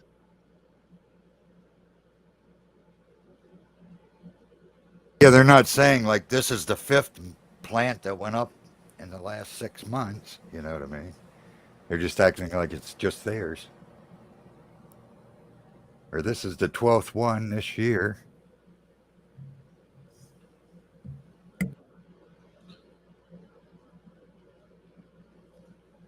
But yeah, I just wanted you guys to know that. I mean, I like for us to use this platform a lot of times to show the the stuff that the media isn't telling you, because sometimes that's just as important as the stuff they're trying to force feed you. Yeah, and that definitely plays into the extremely high prices for food. Like you said, that ties in with the gas prices and the trucker stuff and everything else. But this definitely don't help. Nope, you Yeah, guys I just noticed. I noticed everybody. in the Go ahead. past. I was just gonna say. I just noticed before even this stuff happened, like the meat prices are just out of this world, and they have been. They did talk about a meat shortage way back about 6 months ago, and this definitely ties in with all of that. However, I've seen. However, I have seen, like, just for example, Walmart brand salad, like the small bags that used to be like 99 cents to $1, they're now like $1.56. And the Tyson chicken, like the fully cooked chicken strips, those used to be $7. They're now $10. I mean, even chicken breast, like you want to find chicken breast in the package of 8, it's like $12 and something for a package of, no, not even 8, like 6, a package of 6, like $12. And there's been a lot of other stuff that's gone up as well. I mean, just look at a pound of ground beef is now closer to $10 than it is $5. Yeah, that's another thing. Yeah, a dozen eggs are closer to $6 than they are $3. Yeah, everything's $10. insane. T-bones, porterhouses, $15 a pound. Yeah, I mean, it's nuts. I mean, yeah, it really is. I bought some steaks the other day. It was like a package of, what was it? A package of 4 or 5 for like, they were relatively cheap. They were like $13 and something for a package of 5. And they were Angus beef, so I mean that was relatively cheap. But other than that, I mean everything else is just skyrocketed. But I mean, even that, I used to find stuff like that for like 98 cents a pound. I mean, think about it, 98 cents to $1 something a pound, and now they're wanting what, like $3 to $4 a pound, $5 a pound on a lot of that stuff. Yeah, for sure.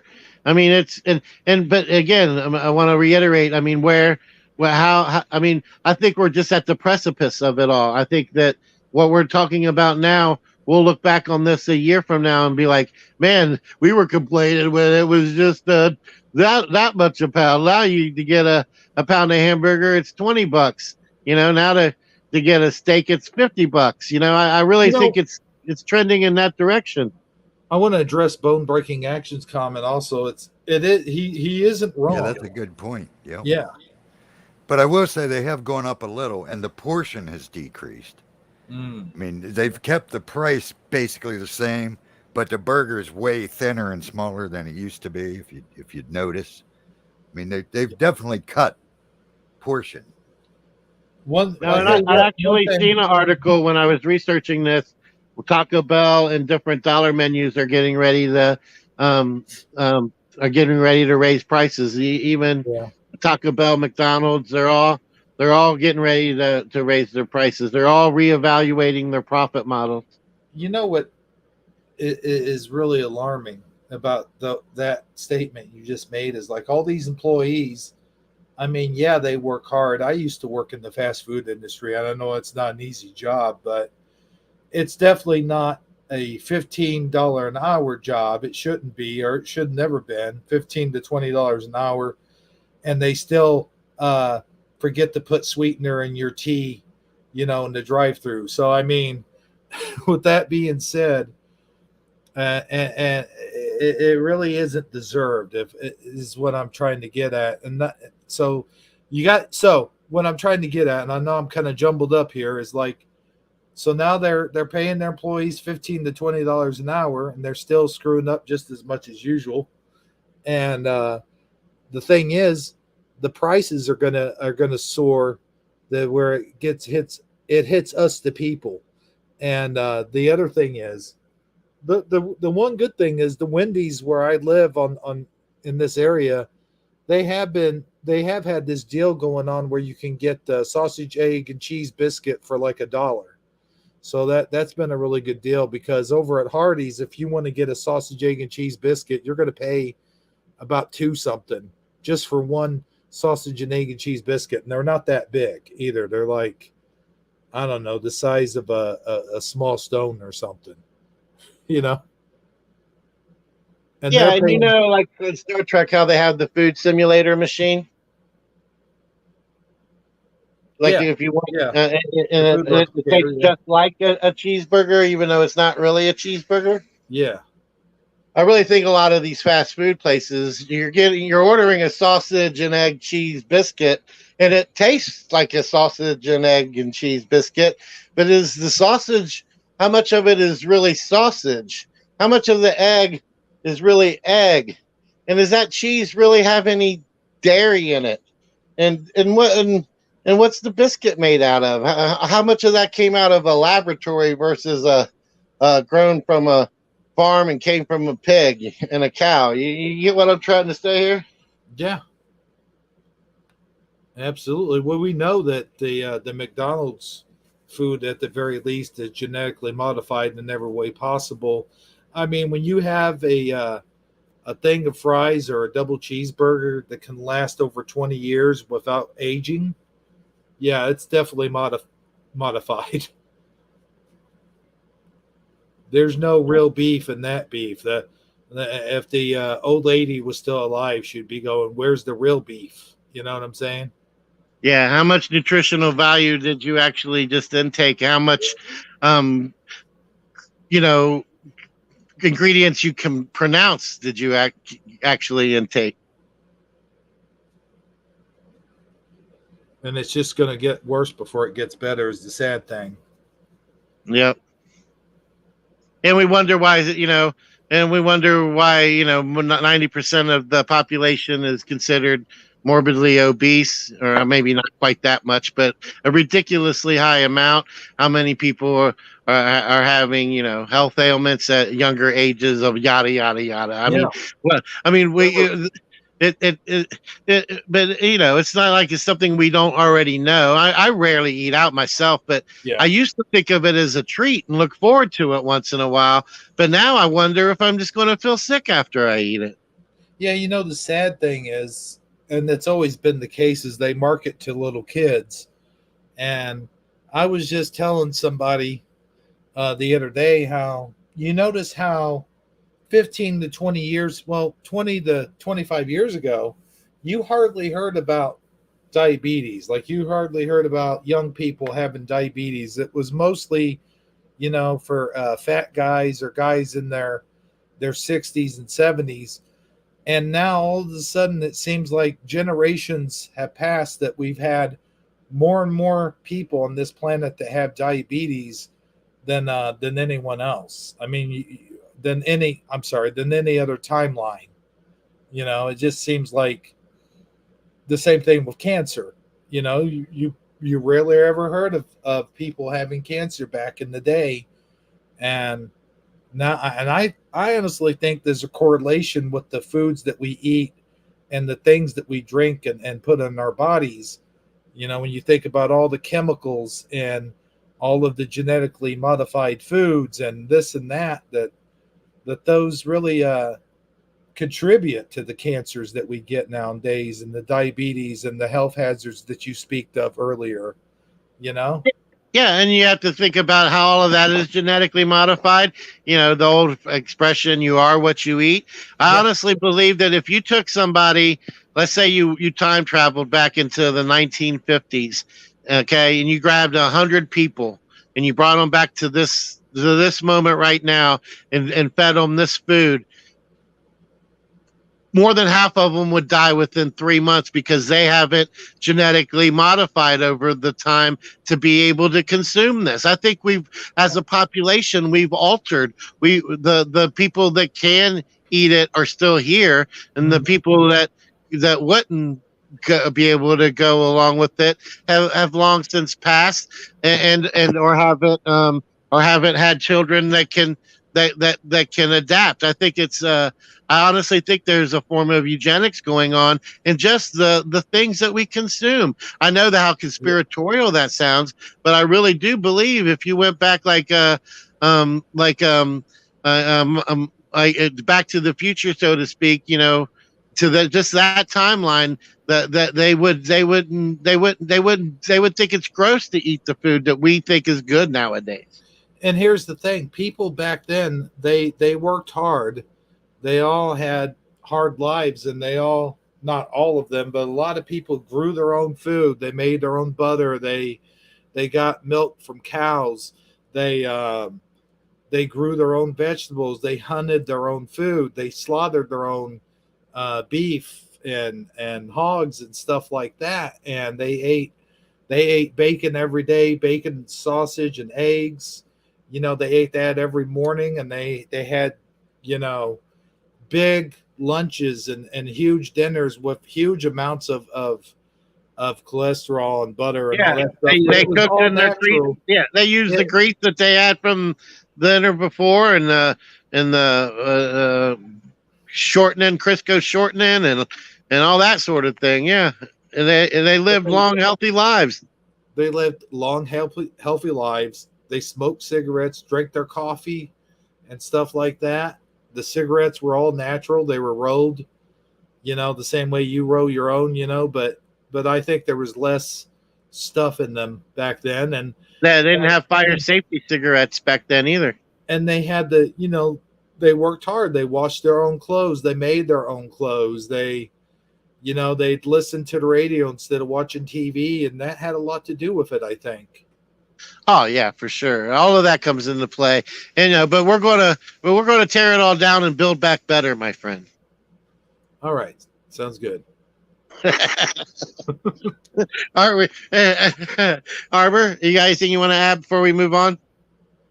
No. I think we better covered it pretty good. Yep. All right. Well, what do you guys say? We look at some memes. I brought some memes. Look at some memes. Well, what do you mean? What do I mean? Let's look at some memes. Hebrew. Well, what do you mean? What does he mean? What do you mean? Look at some memes. I mean, I got some memes, man. Well, let's look at some memes.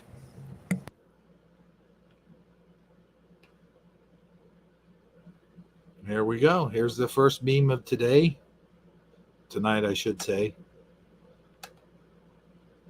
All right. I have to forewarn you, some of these are kind of silly. Some of them are a little edgy, but and they're all random. But this one I thought was pretty funny. I'm sad. Tell me a joke. Okay. Not. Yeah, I got a chuckle out of that one. Because, you know, he says knock, and then it's basically like a squirrel moment. Yeah. Yeah. Because I used to do that to my dog. I'm sure everybody has, where you just knock on the wall or the door or something just to get the dog fired up. Yeah, I would do that. I would go to Whatchadoodle's house, and when I was at Whatchadoodle's house, I knew the door was open for me to come in, but I would always knock on it just to get the dog riled up. Right. So bet you Whatchadoodle like that. No, they did not. They're like, it's open, just come in. What are you doing? I'm like, you know, I like to pester the dog. I just always It's funny how, like, when you come home, even after you've been gone for a few minutes, your dog just gets so excited to see you. It's like you've been gone forever, you know? Well, they say Yeah, dogs don't have a concept of time. So yeah, I no, don't right? know. Because like guys I did was check the mail, dude. Calm down. Yeah, I've been Yeah. gone like 30 seconds, dude.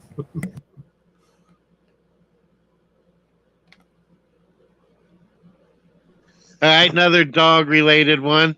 You see the wife out there looking out the window, and the man with his pillow. The dog said, uh, "Welcome back, sir. Are you planning on being our guest for one night, or will this be your usual extended stay?" Yeah, I've been there. I've been at the doghouse hotel. Yeah, I don't know that I've ever literally slept in a dog's house, but I relate to the concept. Mm-hmm.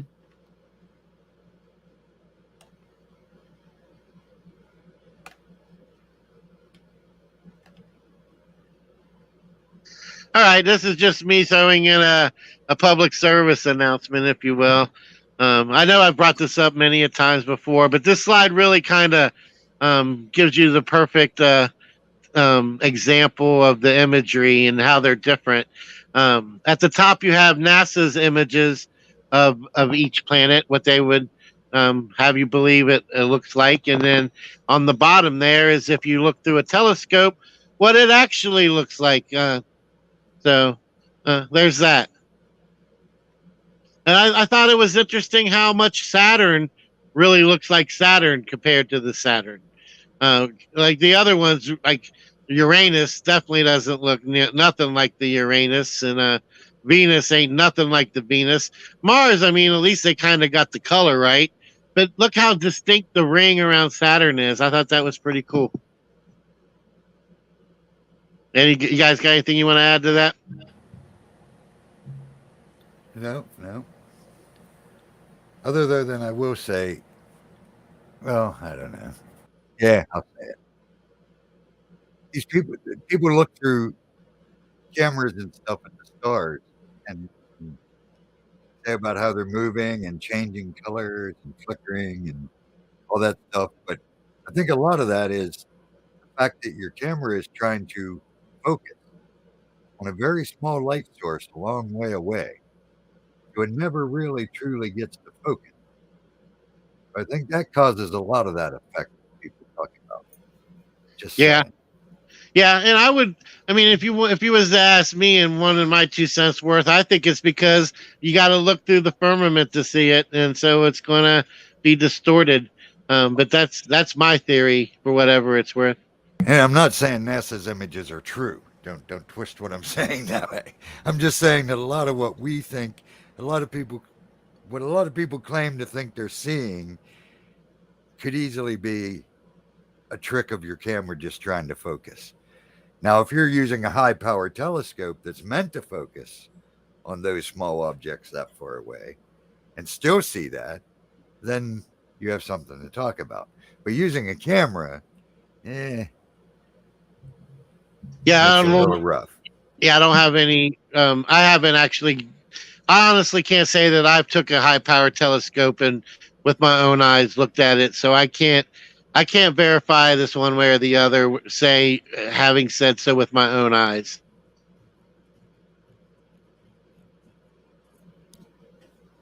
But I would like to someday if I ever get the opportunity to do such a thing.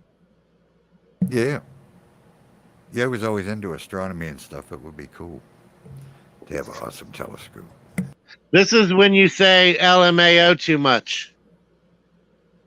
That's just wrong.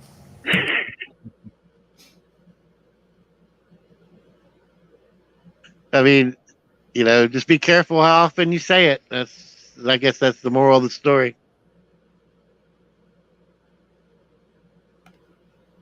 Yep, or you might end up in a zebra colored bathing suit wondering, how did I get here?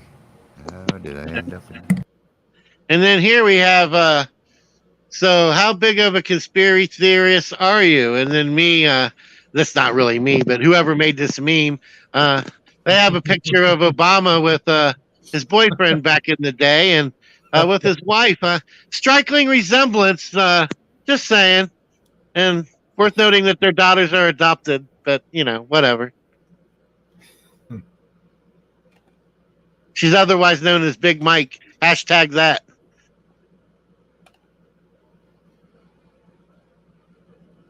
All right, I thought this was kind of funny, even though it's not a funny subject. Let's have illegal immigrants hunt down sex offenders for a chance at citizenship. We'll call it aliens versus predators.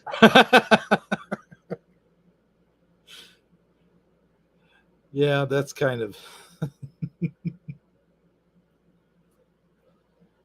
Is that wrong? Is that wrong? No, I'm on board with that idea, actually. They would have the perfect opportunity because they're usually running with them to cross the border. So Yeah, there you go.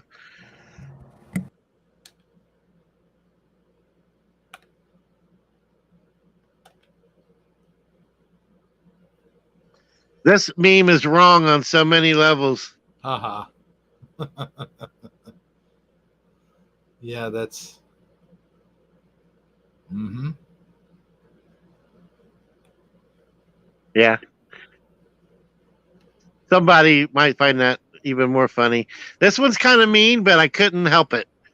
Opens ice cream shop, only sells shakes. Oh boy. Yeah. That's pretty mean. That's a pretty mean meme, if you know what I mean. Yeah, I do know what you mean. But can you imagine them trying to scoop out the ice cream, though? I'm just saying. Mm.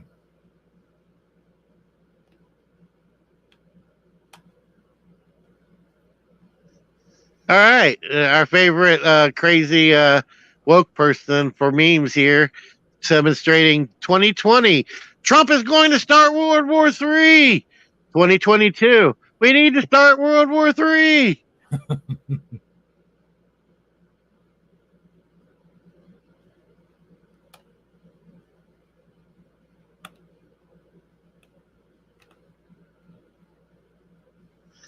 All right, the famous old people eating Mexican. They seem awfully happy about it. Yes, they do.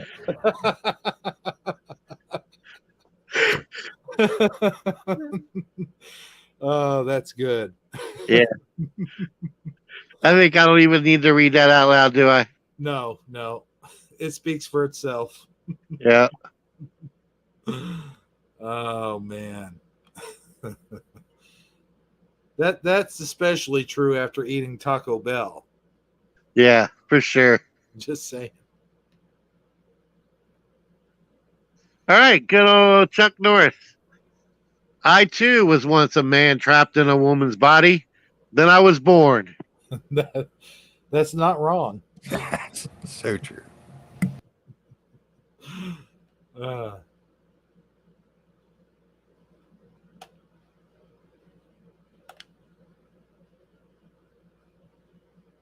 Okay, let me skip that one because we just looked at it, and here we go. Regular or premium? I'm just looking. Thanks. Yeah. Yeah, I don't even want to talk about that. That's insane. I got to pay for my own gas on my route. Yeah, it's not fun right now. That's what you feel like. You're out looking at the display case at the jewelry store when you pull up to the pump, Mm-hmm.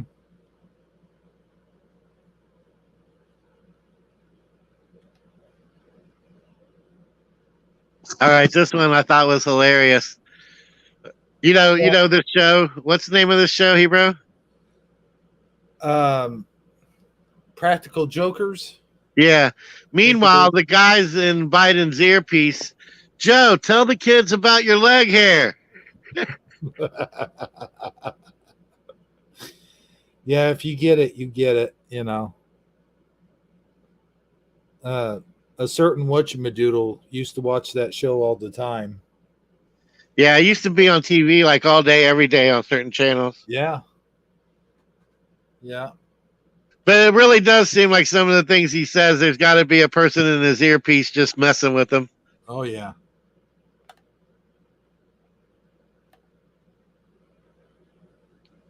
This one's a little dark, but whatever. Let's see it.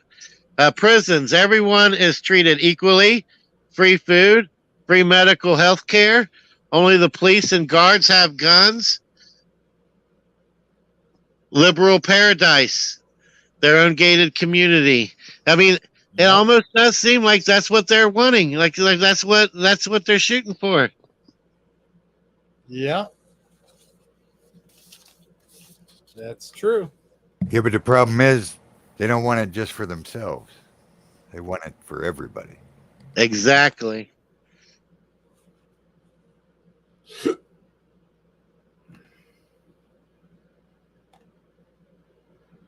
Okay, we've seen that one. All right, here's this one. Cannot tell a lie, said George Washington. I cannot tell the truth, Obama. I cannot tell the difference, said Biden. And it's the look on his face that's priceless, isn't it? Yeah. They seem to capture that just right every time. That look of a deer caught in headlights. Oh, I think I'm gonna like this one. All right, let's see here. Okay, who had Biden shaking invisible people's hands by Easter? Yeah. I think we showed a clip on that on was it Shifty Sunday or Taco Tuesday? Yeah, it was talking. Did he really do that? He Yes. really Yeah, turned around he- and shook a hand Oh, with yeah. someone who wasn't Yeah. there. Yeah, he really did do that.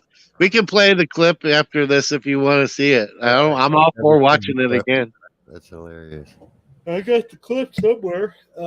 Yeah. Yeah, it's up there. I can grab it. Okay. Let's get through the memes first.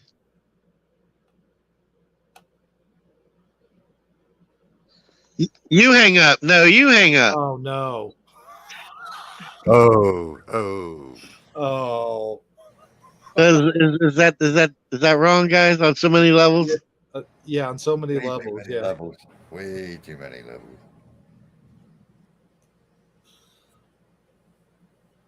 Although those things, don't they have like voice activation where you can just hang up? Yeah.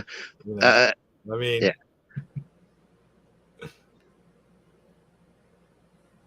All right. When somebody asks me why I don't trust the government, and there's a whole list of reasons. Would you like me to?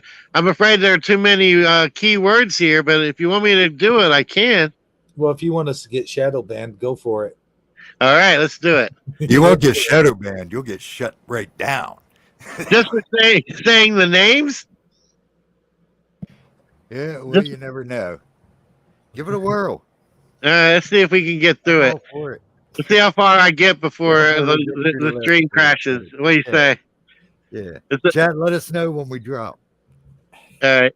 MK Ultra, Operation Northwoods, Operation Paperclip, Operation Fast and Furious, Operation Mockingbird, Tuskegee Experiments, Waco, Ruby Ridge, JFK, NSA Ooh, spying, now you're getting into the rough stuff. Now you're getting into the stuff. Good. Gulf of Tonkin, Chicago Black Sites, Flint Water Crisis, Iran Contra, Gary Webb, NDAA, Patriot Act, Bilderberg Group, Bohemian Grove, Abu Ghraib, and Guantanamo Bay. That's just a short list, but it's a pretty good one. There's It's a couple starter, things you that know. couple things could have been added to that, but you know, I'm not going to But- go into what they are. Never That's just- heard of Ruby Ridge Fire? Wow. Look it up. It's Yeah. yeah, Ruby Ridge was wow. Yeah. Yeah. That was just straight up outright a murder of a family. I mean, they Yes, didn't it even was. friggin' hide it. They didn't even. They just went in and killed him. They didn't. There's It makes Waco look like a birthday party. there's documentaries, there's movies Ruby about Ridge it. was horrible. It's I got into that just a couple years ago. It's watched. Of course, I've known about it forever, but I mean, I started watching movies about it and documentaries and stuff like that. And when you see what actually happened, like you said, Armor, it was a straight up firing squad on them. Oh yeah, and took out the whole family. They didn't Yeah. even friggin' mess around, man. It's Yeah. horrible. You notice the picture on the wall behind Homer's head as he holds up his list. Yeah, break the state with an anarchy. I wonder if that was really in the episode or if whoever made the meme added that. What decade was Ruby Ridge? I'm thinking that was what, 80s, 70s, 80s? It That was 80s, I 90s. think. That was 90s. No, it wasn't 90s, was it? Yeah, Yeah. like 93. Was That'd it? be Wow. interesting to see what kind of results Google search engine gives you. Here's the Yeah. thing. What I can't believe happened it was that was, late. Wow, that's Yeah. amazing. That's almost like a Mandela effect to me. I'm just saying. yeah, I was thinking it was in the That's like, 70s. wow. Yeah, I'm with you on that one. I bet you don't get more than 43 pages on any one of those things if you type them in the search on Google. But here's the thing: is after that happened, that's the reason why they did their raid on Waco, because they screwed up Ruby Ridge so bad it made the FBI look freaking horrible. But then they did their siege on Waco, and that made them look even worse. Well, not really, because back then it was all covered up. Yeah, that's true. Nobody even knew the FBI Yeah. murdered them people back then. I mean, True. I still can't believe it's 90s. That's still blowing my mind. That's just not even friggin' possible. Yeah. No, that's nuts. Well, we're still streaming as far as I know, so we survived it. Yeah. And nobody said we dropped, so we're good. So just got my ancestry DNA results back, guys.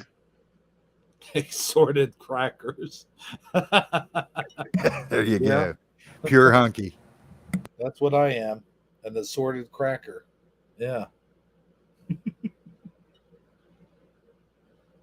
Mine would probably say barrel of monkeys. Yeah. Uh, Do that. yeah.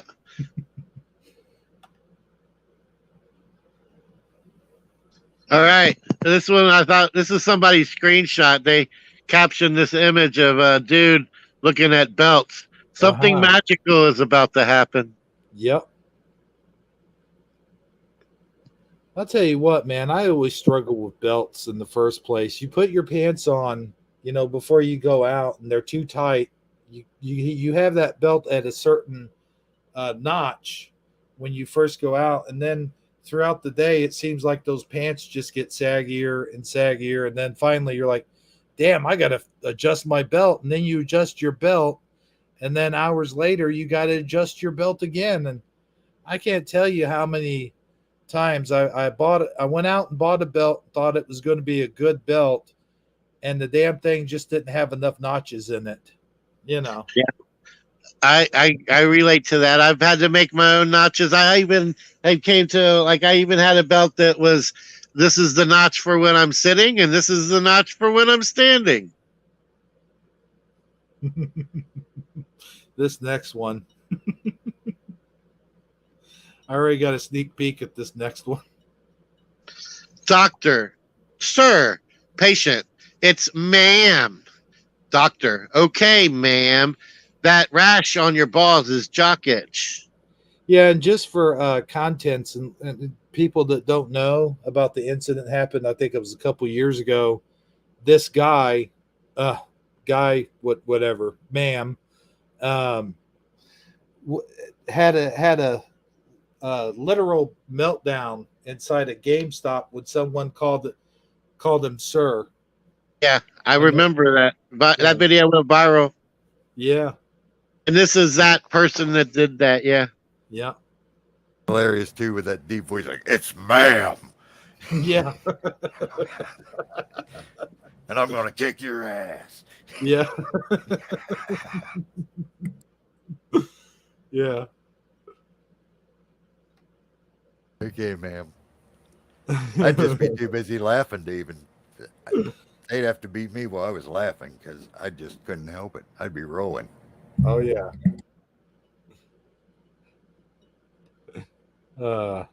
Good times. All right. I think this is either the last one or close to the last one. It is. It's the last one. Look at the size of my new TV compared to my dishwasher. Oh no. That's a little wrong on some levels. Yeah. Well, if it wasn't, it wouldn't be funny now, would it? No, it wouldn't be. No. That's funny. Compared to my dishwasher. Yeah. Yeah. That's good. Yeah, I know, right? I'm jealous on both regards. Yeah. Yeah. So there you have it. There's your what do you meme memes for today. Now we do have one more, but it goes along with the story that we haven't told yet. So I'm saving that for that. Yep. We got a couple more things to cover though. Go woke or get broke, my friends. I don't know if you heard, but Disney stock has really took a plummet here lately. Netflix stock has really went downhill. I got a couple articles talking about it. Let's see here. Where are they? They are above the memes. One's Netflix article, one's Disney article. Do them in any order you want there, Hebrew. All right. And Philo Fire you are, says yeah. you're shexist or sheeksist. I don't know how you pronounce it, but yeah. Shikstest. All right. Go woke, get broke. Netflix stock plunges and subscribers flee. This is according to the legal insurrection. So we can, it's definitely a biased article from Thursday, April 21st. It's the counter narrative. So it's not what you're going to hear on the regular news. It's the opposite side of the story. So let's see what they got to say. Because everybody can watch the regular news, right? All right, Netflix stock took a major plunge this week as they are losing subscribers at an alarming rate. Some people are attributing the development to the company's going too woke. Consumers are bombarded with left-wing political messages and entertainment, and many have clearly had it. Let's scroll down.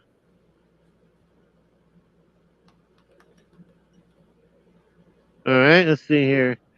Netflix Incorporated investors punished the company for its shock loss in subscribers and abrupt turnaround to embrace advertising after years of shunning it. Shares of streaming leader plunged 35%, erasing $54 billion of market value in its biggest drop since 2004. The swoon made Netflix the worst performing stock of the year on both benchmark S&P 500 and the NASDAQ 100 indexes and sent shockwaves across the media universe, sinking Warner Brothers Discovery Incorporated, Roku Incorporated, and others. Netflix is seeking ways to stop a loss of subscribers and combat investor fears that its best days are over. Co-founder Reed Hastings said for years that he doesn't want to offer advertising and no problems with password sharing. Remember when Netflix used to encourage you to share your password because they wanted to just have more people watching it? Well, now they are actively cracking down on people who are sharing their Netflix password.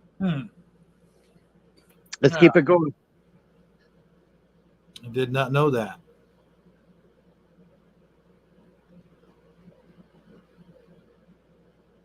But the company is changing course after losing 200,000 customers in the first quarter, the first time it has shed subscribers since 2011. Netflix also projected it will shrink by another 2 million customers in the current quarter, a huge setback for a company that regularly grew by 25 million subscribers or more a year. Netflix also will curb its spending on films and TV shows in response to the customer losses. Elon Musk weighed in on this via Fox Business. Elon Musk ripped Netflix for woke mind virus, making it unwatchable as its shares nosedive. Tesla and SpaceX CEO Elon Musk ripped Netflix as having a woke mind virus that makes subscription streaming service unwatchable Tuesday as shares took. Why did I have to read that twice? I don't know. The woke mind virus is making Netflix unwatchable, Musk tweeted Tuesday night, responding to. They're going to make me read it 3 times. Slashdot tweet about Netflix shares cratering by 20% after the company reported it lost subscribers for the first time in more than 10 years. Okay, we get it. They're losing subscribers. Let's scroll down. All right. No problem. Where to? Yeah, look at this tweet right here. Go back up a little bit. All right. Slashdot Netflix shares crater 20%. Okay, yep, we got that. Elon Musk's tweet. Let's keep going. All right. I want to look at some of these tweets just so you get an idea. I see what this one says. This has been building for quite a while. You may remember a controversial film from fall 2021 when Netflix was roasted for a movie about little girls and twerking dance couple group called Cuties. Yeah, I remember hearing about that. Did you guys hear about that?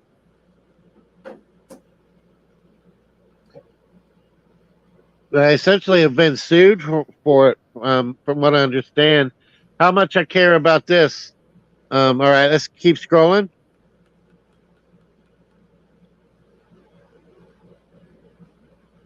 Keep going. Here's another example of being too woke. The real thing from Netflix that premieres tomorrow, he's expecting. I mean, really? Oh boy. Yeah. We were talking about this the other day, me and a friend of mine, how men can get pregnant now. Or they would like you to believe in, so anyway. Yeah. As far as I know, there is no recorded, documented cases of a man ever getting pregnant. Now, you can artificially inseminate one, maybe, Yeah. if you did the right surgeries, but it's not ever going to happen naturally through biology. No. And then it's worth noting that Netflix signed a deal with the Obamas in the spring of 2021. Barack and Michelle Obama signed Netflix production deal. Netflix has secured a deal with former President Barack Obama and First Lady Michelle Obama to produce series and movies for the streaming service. The former first couple will, according to an announcement Monday from the company, potentially work on scripted and unscripted series as well as docuseries, documentary films, and features under the multi-year deal. You can only imagine how great that content's going to be. Yeah. That should be, yeah. So. Scroll on, my friend. I think that's pretty much it. With Netflix shares down 25%, they are quickly learning go woke, get broke. Yeah, I think that they're learning all right. And that's it. Yep, that's it. I mean, a lot of people are saying that their Hindu market is pretty much crashing for the same reasons. They're doing they have a huge market in India. Those what are they called, Bollywood or something like that? You Yeah. guys know what I'm talking about? That genre of movie. Well, they make a lot of those kind of movies, but they make them in a way that offends the Hindu people. They poke fun at the Hindu religion, and they almost like blackface it. Like if you imagine how blackface movies were back in the day, they feel like they're being something equivalent to that, the way they're represented in those movies. that Netflix makes for them.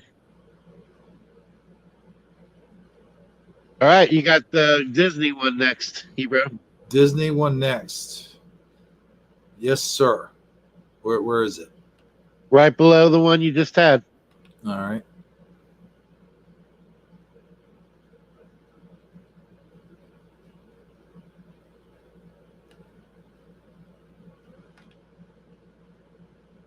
All right, this one I use Blaze Media, and I think it's been published here in just the past week or so. It's fairly recent. DeSantis officially strips Disney of special privileges. Disney stock is the worst performing Dow stock over the past year. I don't know how much of you guys have been following this story, but it's kind of the aftermath of the whole "don't say gay" thing. Essentially, what had happened was DeSantis put together that bill.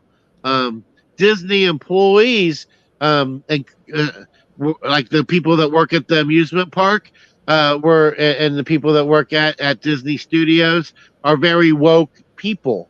The corporate CEO guy, not so much, but he was under a lot of pressure from the woke employees to get involved in that politics of that "don't say gay" bill, and he funded a lot of billboard ads and came out publicly against it.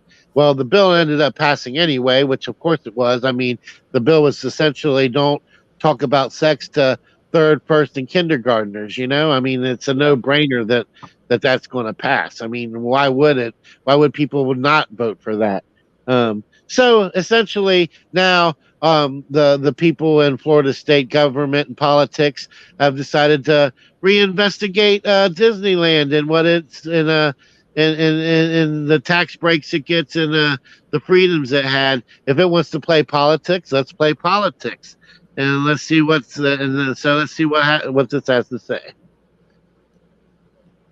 On Friday afternoon, Florida Governor Ron DeSantis signed into law a bill that revokes the Walt Disney Company special district status in the state. The law that is set to go into effect in June 2023 strips Disney of self-governing privileges, special tax rate statuses that the company enjoyed for 35 years. The bill signed by DeSantis dissolves certain independent special districts, authorities, reestablishment of certain independent special districts. The bill will dissolve the Reedy Creek Improvement District, which allows Disney to operate as a special taxing district and provides the theme park company with the same authority and responsibility as county government, according to the Reed Creek Improvement District website. Walt Disney maintains typical municipal services like power, water, sewage, roads, and emergency services. Some tax officials warn that revoking Disney's special district status as a self-contained government could increase property taxes on residents of the Orange County up to 25%. Scroll, please.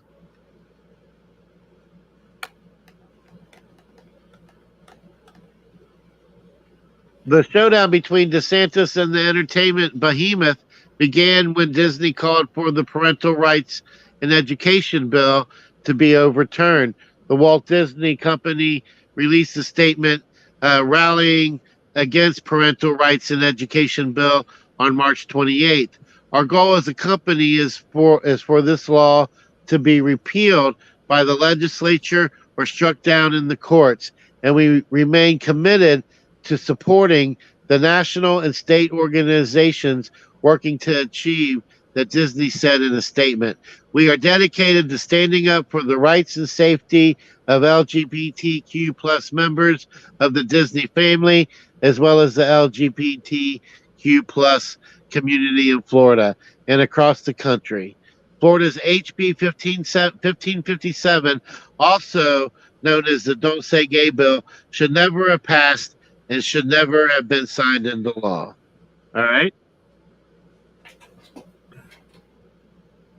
Keep it going. All right, let's see here. On March 29th, the Disney stock was at 142.38, but plummeted to 118, according to CNBC. As of Friday afternoon, Disney stock was down 35% in the past year. The stock has hit an all-time high on March 8th, 2021 of 201.91. All right, so the stock is plummeted. Let's keep it going. Okay. Oh, that's it. All right. So basically, yeah, that's what's going on. I mean, I see in images on social media of Disney World right now looking like a ghost town. Apparently, they even had rights where they could eventually build a nuclear power facility for because they make their own power. They have their own power plant, and now that they're passing this bill, or taking away all their special rights, all that's going to change. They're going to lose their tax exempt status, their ability to have their own water rights, their own power rights. It's really a big deal. I've seen also where stories have came out since then of other states like Denver offering to move Disney World right to their state, that they would give them that deal, that same deal.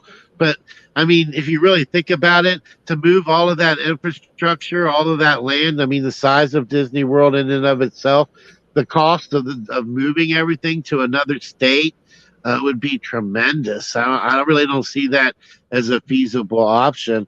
I really think the best thing that Disney World can do at this point, if they really want to be successful and have their amusement parks and the amusement park in Florida stay open, is they're just going to have to stay out of politics. I mean, you can be supportive of LGBTQ rights and still not try to get into the range of affecting what people are going to vote for when these kind of bills come up, because it's not really the place of a corporation, in my opinion, to try to put your hand in politics unless you want to suffer the consequences of politics, just like they're receiving right now. You guys got any thoughts on the subject? Disney has always been a sovereign nation. They've been a separate nation from the United States for a while, where they've had sort of their own rules, their own laws. They've been protected by the U.S. government for decades now, and they've been doing all this behind closed doors things that people don't really know about, and they protected the LGBTQ, RSTUZV, whatever you want to call it, community for decades now. This isn't as though it's anything new. However, and they also protected, like pedophiles and rapists and Hitler Nazis and creeps like that for decades. This has been going on, for a very long time. And I think they're just finally, people are starting to realize what exactly is going on, and they're getting sick and tired of all the crap, not just from Disney but from other corporations as well. I mean, you look at stuff like Gillette, and you look at stuff like Marlboro, Budweiser, and some of the other stuff, Taco Bell and McDonald's, and all these other corporations that are making commercials that have gay and LGBTQ community stuff on there just for the sake of having them on there, just so they could be on there. And it doesn't do anything for as far as selling your food goes. Like, I'm not going to go out and buy a chalupa and Mountain Dew Glacier or whatever it's called, just because I see two gay women kissing. That doesn't do anything for me as far as the market aspect goes. And anyway, so all of these bad people like to hide behind Disney, and they're in their pockets and whatever. All these places are just going to slowly get exposed until you can see their soft underbellies, and then at that point it'll be too late, because they're doing all these things out in the open. It's no longer behind closed doors. It's all where it's in our faces now. So eventually it's just gonna hurt them more than it is going to make them profit in the long run. This is what I'm saying. I know I was a little all over the place with that one, but go ahead and see what you can gather from what I just said. All right, what you got? Anything? I mean, it's good to see that they're losing money because they're corrupt organizations, anyhow, in my opinion. But yeah, I agree with you. They just should stay out of politics. I mean, corporations have no business telling people who or what to vote for, in my opinion. Yes, people have their own opinions and they have a right to their opinions, but a corporation should never have an opinion about a political issue in mind. You know what I mean? Yeah, I think what's happening here is a lot of it is getting like stirred, like they talk about stirring the pot. Well, two things that don't normally mix are being forcefully mixed, and the end result isn't necessarily going the way they would like it to go. For instance, what I'm trying to say is on social media, you have a strong woke presence, a strong LGBTQ presence. That voice is very loud, and it's like we were discussing earlier. It's perpetrated. It's brought to the forefront.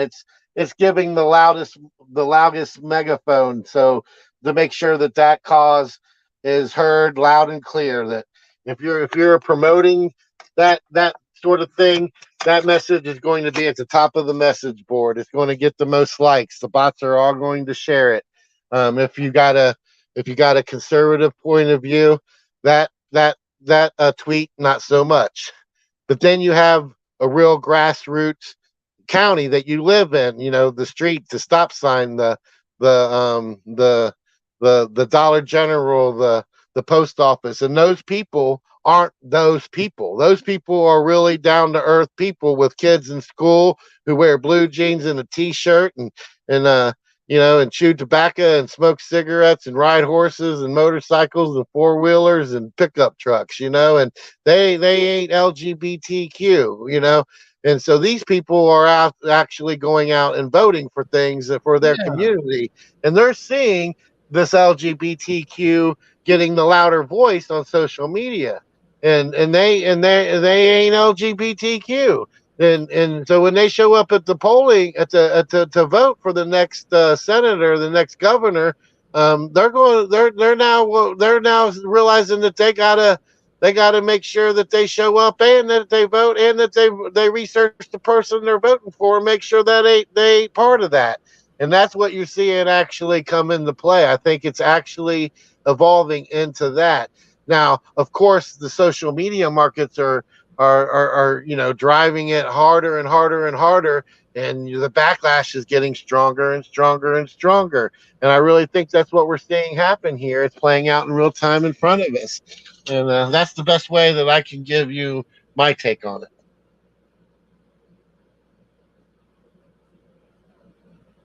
And I think the good thing is that, I don't know, it sort of shows that people are waking up. The fact that they're leaving Netflix because they're too woke, it's a good sign that people are waking up and people are standing up for what they believe in finally, instead of just blindly going along with mm-hmm. anything they show you and not saying anything about it. Yep. I couldn't agree more. That's the one thing is, a couple years ago, people just laid down and took it. Like you would see this stuff come up, and people were just like, I got nothing to say about it. But now people are standing up and they're talking about it, and they're not putting up with it. You can see it in the numbers, and that's important. That's good. That's a good thing. People are finally, like you said, waking up to it, and they're not just being led down that road like, well, whatever, I'm down for it. No, people are standing up for what's right and the right thing to do. It's like I told somebody earlier. They were talking about gentlemen and how gentlemen are disappearing in the world. I don't think it has anything to do with this, but I said the best thing is you do what is right. And I think that if you're a man and you do what's right, then you do the right thing. You don't just do it because you're a man, but you do it because it's the right thing. It's the right thing to open the car door for a lady when she's sitting in the car and getting ready to get out. It's a good thing to open the car door for her when she gets into the car. And just stuff like that, just doing the right thing. Like if you see a piece of trash sitting, on the floor at Walmart, pick it up and throw it away. That's the right thing to do. If you see a shopping cart that's blocking a possible parking space, take it and move it, a few feet to the cart caddy thing, and vice versa with anything else. If you see something that's going wrong, and especially if you're paying for a Netflix subscription and you're not satisfied with what's going on, or you feel like they're getting too political, then stop it. Just stop paying for it. And if more people would do that, then Netflix would not have a leg to stand on, and neither would Disney World or Disneyland, I guess in this case, would not, or no, Disney World. Disney World's in Florida. That's right. Disney World would not have a leg to stand on if all of their supporters all of a sudden said, no, we're not going for this go woke politics bullshit. And when you look at it, it's mostly families, like you said, Saji, that ride their ATVs on the weekends, and they take their kids to fishing trips, and they work hard. It's the hard working man, who saves and scraps all his money up to take his family to a Disneyland vacation in Florida. And those are the ones that do it. The traditional married families are the ones who are spending all their hard-earned monies and all the Disney movies and the figurines and the action figures and the movies and going to Disneyland to do the theme park type thing. That's the people who are doing that. It's the average Americans. It's not the LGBTQ plus communities that are doing. I'm not saying that they're not spending money on Disney, but I'm just saying that for the most part, it's not them. That's not their core. That's not their core bread and butter money that they're making. They can. If only the LGBTQ people will go to Disney from now on, the Disney won't survive because there's not enough. That's not the core of. That's not their bread and butter. That's not how they make their. That's not how they make most of their profit. They make it off of the average American citizen growing up. Like you said, saving up for a family vacation, once every 2 years is how often they can afford to make it down there if they're lucky. And they could put their money anywhere, and they're not going to put it there if that's the message that's being broadcast on a political level from that company. How many people that that are conservative or even mildly conservative in the past year and a half, 2 years have been put in Facebook jail. I mean, they may have just gotten on Facebook in the last 2 or 3 years. It finally, they finally came around. Oh, I'll check out this Facebook thing, and they post, they're something that they want to show love for, and Facebook bans them. And they're like, well, why did I get kicked out off of? Because I said that. Oh my God, I can't believe it. And then they're like, F Facebook. And it really is. It's something that you're seeing more and more and more. I mean, people that you would things that you would never think in a million years would get you banned off Facebook. Will get you banned off Facebook, especially since they've really been tightening down the screws on all this so-called misinformation and disinformation and what you can and can't say. People have had enough of it, man. They really have, and it really is becoming a battle over what people are being forced to try, what they're forcing us to believe is the way it is versus the way it really is where you live. And you're fine if it's over in California where all these people are acting that way. But when they're trying to make your kids grow up that way, it's a whole different story. All bets are off.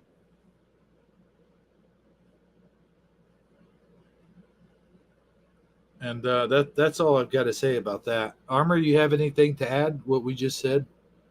Nope. Nope. I couldn't agree more, though. But, yep. Well said. Cool. All Cool. right. Well, we got one last topic that we're going to discuss, and then this one is kind of I don't know. Would you say? Would you Go ahead. say it's a TKO? It's definitely a TKO. We're going to go out with a bang. Yeah. I think you mentioned earlier that I think the story's been out now for almost a week, but it's still something that I thought would be fun for us to explore and to end the show with, and that's the whole that's the whole Mike Tyson punching a guy on the airplane thing. Have you guys heard anything about this? I did not, till I seen what you put in the thing there. But nope. Yeah. Apparently, Mike Tyson was flying on an airplane here in the past week or so, and he had a guy sitting behind him that recognized he was Mike Tyson, and the guy was being a complete numbskull about the whole thing. He was getting up all in Mike Tyson's face, all up in his zone, waving his hands, heckling him, saying, "There's a video of the incident." And let me help you out here. One of them's tied to an article, Hebrew, but then I actually found the video after I posted the article. So go to the Mike Tyson video where it says video right above the image. That'll be. We'll skip the top link and we'll just go to that one. Well, wait a minute. Here's a video right here. Yeah, that's what it says. Video. Yeah. No, this. I don't know, but if you got the video, let's watch it. Yeah, that's the article. Yeah, we can do that video. I didn't. I was trying to save you a step, but go right ahead. Okay.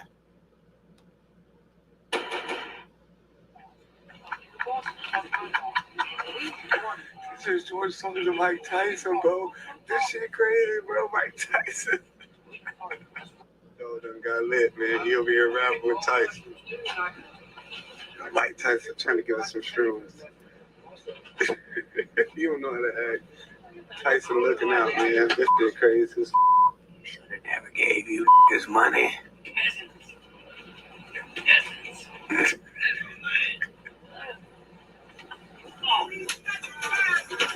Hey. Oh, damn. Mike, come on. Let's go stop that. JetBlue, net flight. We just got beat up by Mike Tyson. Turn that way. Yeah, he got up. Just trying to ask for an autograph, man. I don't know what happened. All right. Well, there you have it. I mean, video pretty much speaks for itself. From what I understand, Mike Tyson warned him at least 2 or 3 times to chill out, and then eventually, he had to handle the matter. Most of the people who were there said that the guy definitely had it coming. It since came out that the guy has a criminal record, that he's been in other altercations and blah blah blah. I tell you one thing: one guy in the world I'm not going to harass that way. It's freaking Mike Tyson. I mean, that's just common sense. I mean, you don't miss. There's 3 things you don't do in this world, and that's you don't step on Superman's cape, you don't pee in the wind, and you definitely don't fuck with Mike. I know, right? I mean, well, he's lucky that that's the extent of his injuries. I mean, that was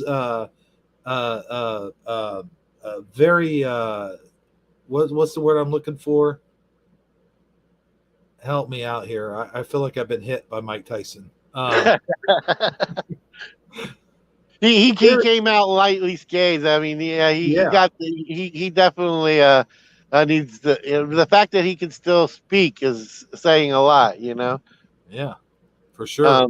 And to give you context, there's another video. Mike Tyson and Joe Rogan are buddies, right?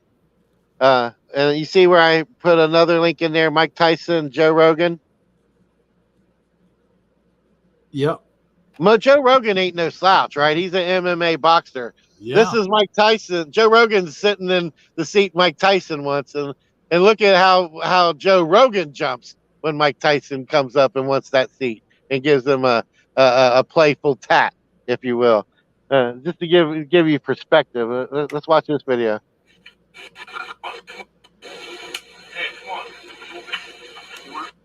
Wait, am I presenting? No, you are not, sir. Okay, hang on. Just 1 second.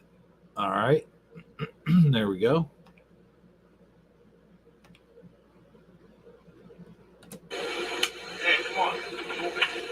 I like this. You see Joe Rogan's jump like.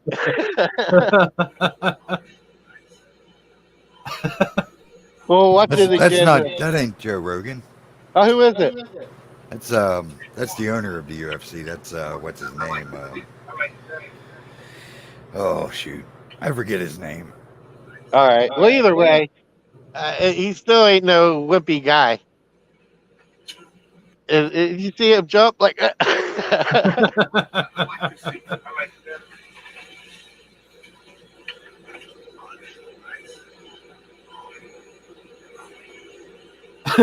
Like, what can you do? You know, Mike Tyson likes his seat. He likes the seat where he sits, and you know, that's what Yeah. that's what his Thank you for expression was. clarifying He's that like, for me. I really did think that was Joe Rogan, but I Dana don't- White. That's it. I knew it was Dana something. Yeah, Dana White. yeah, All right. Fire says, yeah. Well, there you have it. I don't know. I just let that kind of give you an idea. I mean, I don't think Mike Tyson isn't known for going around beating people up for no reason. And I'm sure the guy's probably going to try to sue him or whatever, but I don't think he's facing any criminal charges or anything. well, no, I mean the guy was harassing them. You know what else you gonna do? Right. So it's sort of a and- matter of self-defense in the way.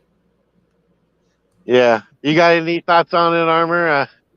You haven't chimed in really. No, not really. It's funny. He said he would be dumb enough to mess with Mike Tyson. That's like not too bright. No, it's like the guy who don't look both ways before he crosses streets. His life expectancy isn't that long. That's sort of like poking a tiger inside of a cage when the cage doors open. You know, Exactly. Yeah. come on. They're trying to steal a fish from a bear. You know, you just don't. Certain things you don't do. Yeah.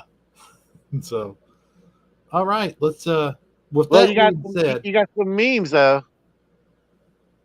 with that being said, we do have some memes of Mike Tyson. There's like 3 of them there. I thought it'd be funny. A couple people took the time to poke fun at the incident.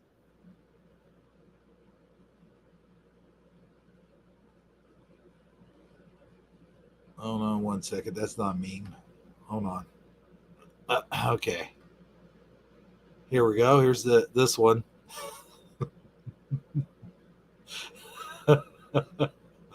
Oh, I like that. Okay, let me present. Oh, yeah, I was gonna say. There Yeah. you go. Tyson Air, hands-on service is guaranteed. I probably wouldn't fly on Tyson Air. I don't know about you guys. Well, if I did, I would definitely know to behave myself. You know. Yeah, Definitely be people one would of the safest flights. probably would be. Yeah. Nobody would be acting up over whether or not they had to wear a mask now, would they? That plane would probably be the least plane to get hijacked. Yeah, you wouldn't be jacking that with a box cutter. Sure wouldn't. No need for an air marshal on that flight. Yeah.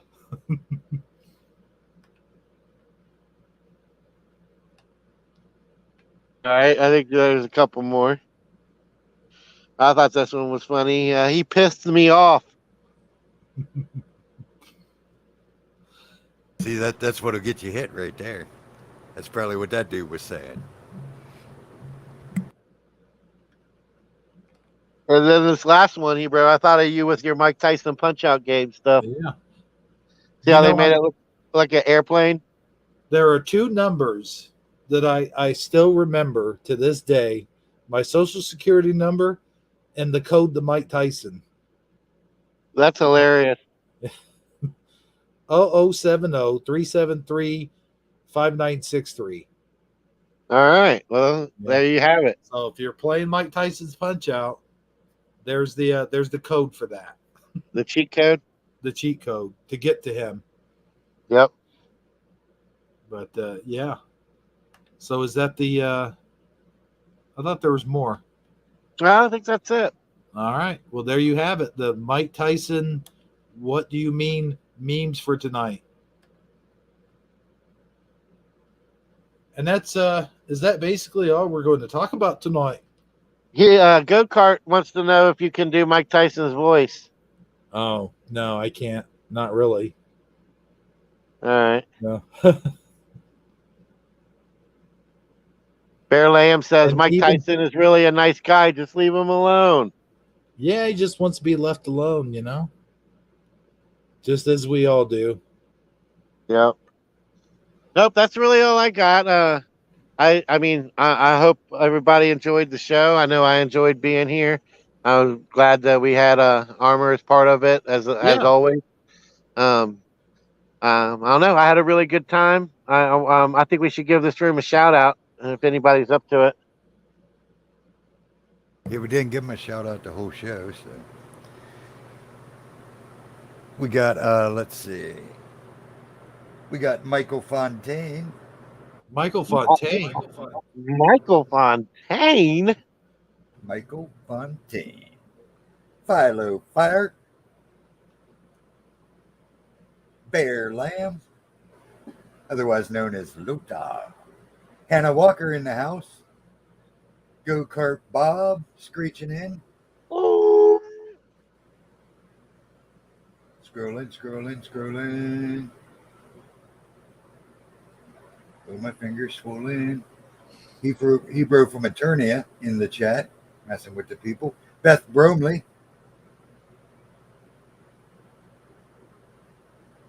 Borax was back there a while ago. Hopefully still hanging with us.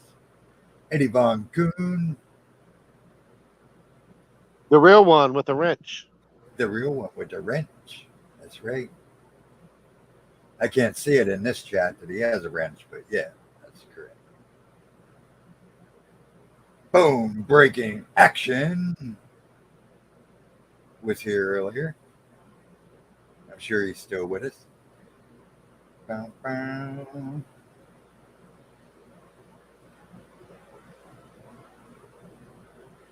All right, I think that's it. That's everybody I see. Let me go to the bottom, make sure nobody jumped in. Nope, that's it. And of course, our lurkers. Always a shout out to our lurkers in the Lurker Lounge. Probably people like DD74, Zombie Cat Club, hopefully lurking around. Haven't seen them in a while. Mm-hmm. And shout out to Nicole. She'll be watching this tomorrow, probably. Yeah, probably Grumpy Troll. He's usually a lurker as well. Yeah, the grumpy one. All right, so there you have it. There's another Shifty Sunday in the books, and I got to tell you, I think it was a good one. And you know, before I drop the mic to you, Saji, because I want you to get in your final words, you and Armor, I got to say, man, your Wednesday word was awesome. I didn't see the whole thing, but I listened halfway through. I was cooking, listening, and that guy was just amazing. I really enjoyed that, and it really hit true to what I was going through at the time, and that I really appreciated it. So kudos to you, man, for that Wednesday word. Was that the enemy at your table one? Yep. I can't keep them straight. Okay, yeah, that's the one Saji turned me on to. Mm-hmm. Yep, that's the first I ever seen that guy. So, but yeah, that was a good message. Definitely worth sharing. Yeah, I would encourage anybody who hasn't already heard it to go listen to it. And Hero, to be honest with you, there's parts of it that really hit home with me as well. And there is a couple parts of it where I don't want to get too personal, but some of the stuff you've expressed to me, your concerns and the things that you deal with, I can see how it would have really related to you as well, and I encourage you to go back and finish it because it the second half of it gives you the the answer to like he I don't know how to explain it without giving it away, but if you didn't get to hear it till the end, I really encourage you to go hear the end because he really does kind of bring it back in at the very end. Um, but yeah, I really enjoyed it as well. So yeah, good looking out, bringing that up. And I had never heard of that guy before either. I just was listening to a podcast where somebody had made mention of it, and so I decided to look it up. And then once I heard it, I decided to share it with Armor, and then Armor decided to put it in Wednesday Word. So just one of those things where synchronicities kind of made it all come into play. Yeah, and stay dry there, Lothar. He said their city might be about ready to flood. The river's about to overflow its banks, so definitely prayers out to Lothar. And Father's love to you too, my friend.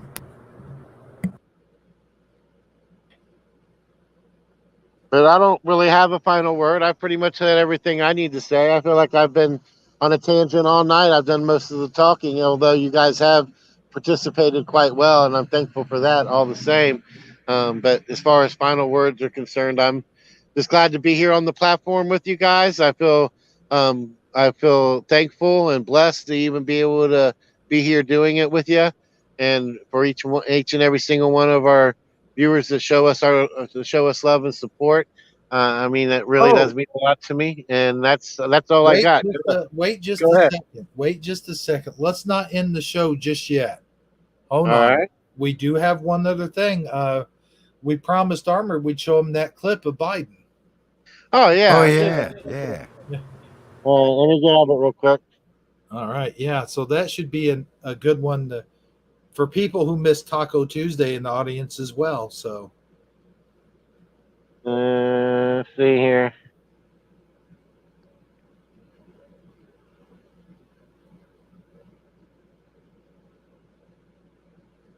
I think I glad sent it directly to you.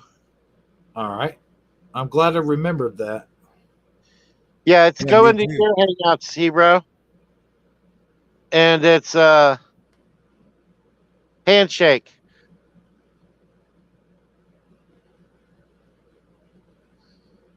You only have to scroll up like one page. Let's see. Bunny surprise teacher happy waiver. There it is. Okay. Yep.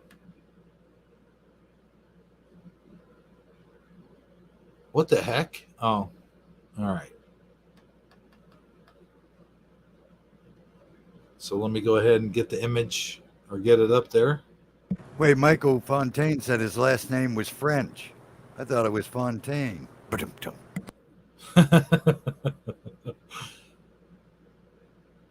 That's a good one.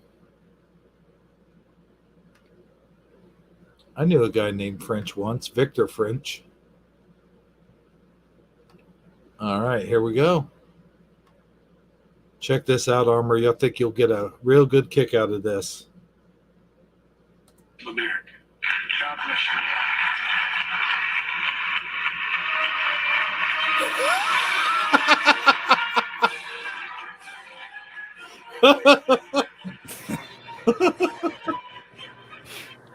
Oh, my.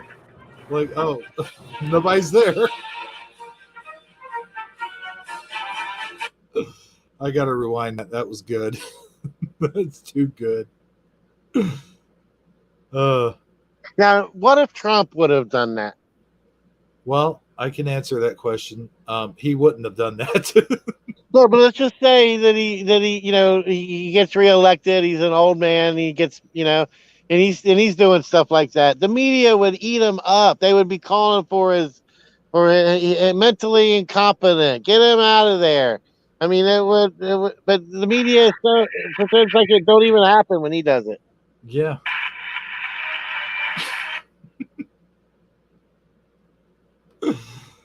That's just, you can't make this stuff up. I mean,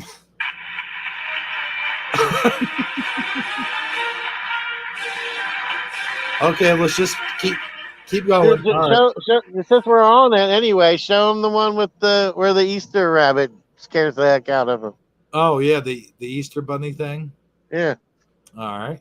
Let's see where that's at. Is it the white rabbit or Bunny Surprise? Bunny Surprise. I got it. Yeah. Okay. Am I presenting? Yes. Okay. Let's hold on. You got to freeze frame it on the part.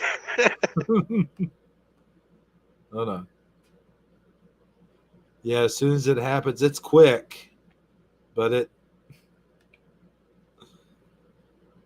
Pakistan should not, and Afghanistan should be stupid. Oh, the Easter Bunny, he should be the president. Oh, I couldn't pause it. Yeah, he was. Let's. He was surprised as though it was like the real Easter bunny had showed up. Like a holy little shit. bit, a little bit forward. You can just use your cursor. It's like holy shit. Am I seeing things? There's like he actually just saw a giant white rabbit. Go a little bit more. Almost right there. Almost. Yeah. He's like, what the?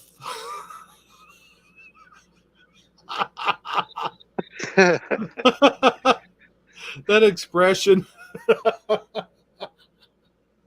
Yeah, it's really mean. I mean, I can't help but laugh, but honestly, though, it's mean. Like what they're doing to him, you could call it elderly abuse. I mean, Yeah, I mean, it's wrong. But I mean, our other option is Kamala. So I mean, I guess. yeah. Where is she, by the way? Yeah, I don't know. Like you don't even see her anymore. Like she doesn't even go to press conferences. She's not anywhere around. She's just disappeared. Yeah. I mean, All right. Well, but still, there is this. I mean, you either laugh or you cry, one or the other. Choose your poison. that's right, Michael Fontaine. Corn Pop was a bad dude, and that's what we're going to go out on. So, for everyone here at Shifty Sunday, this has been Hebrew77, good old Sagittarically speaking, and Armor Up. Thanks for being with us, everybody, and we'll see you on Taco Tuesday. Good night, everybody. Well, it's time to say goodbye, folks. Adios. So long. See you next time. Don't forget to watch Shifty Sunday, Taco Tuesday, and Slap Your Butt Saturday. Every week, we have a new live stream headed your way. And of course, I put videos only about every other day on the channel by the channel. So, remember, folks, snakes don't always bite, but when they do, get a .22 revolver and shoot their ass. Thank you. Have a good night, everyone. Do. Hey, Charlie, what are you doing over there? I'm eating a chili dog. Oh, hell. Do.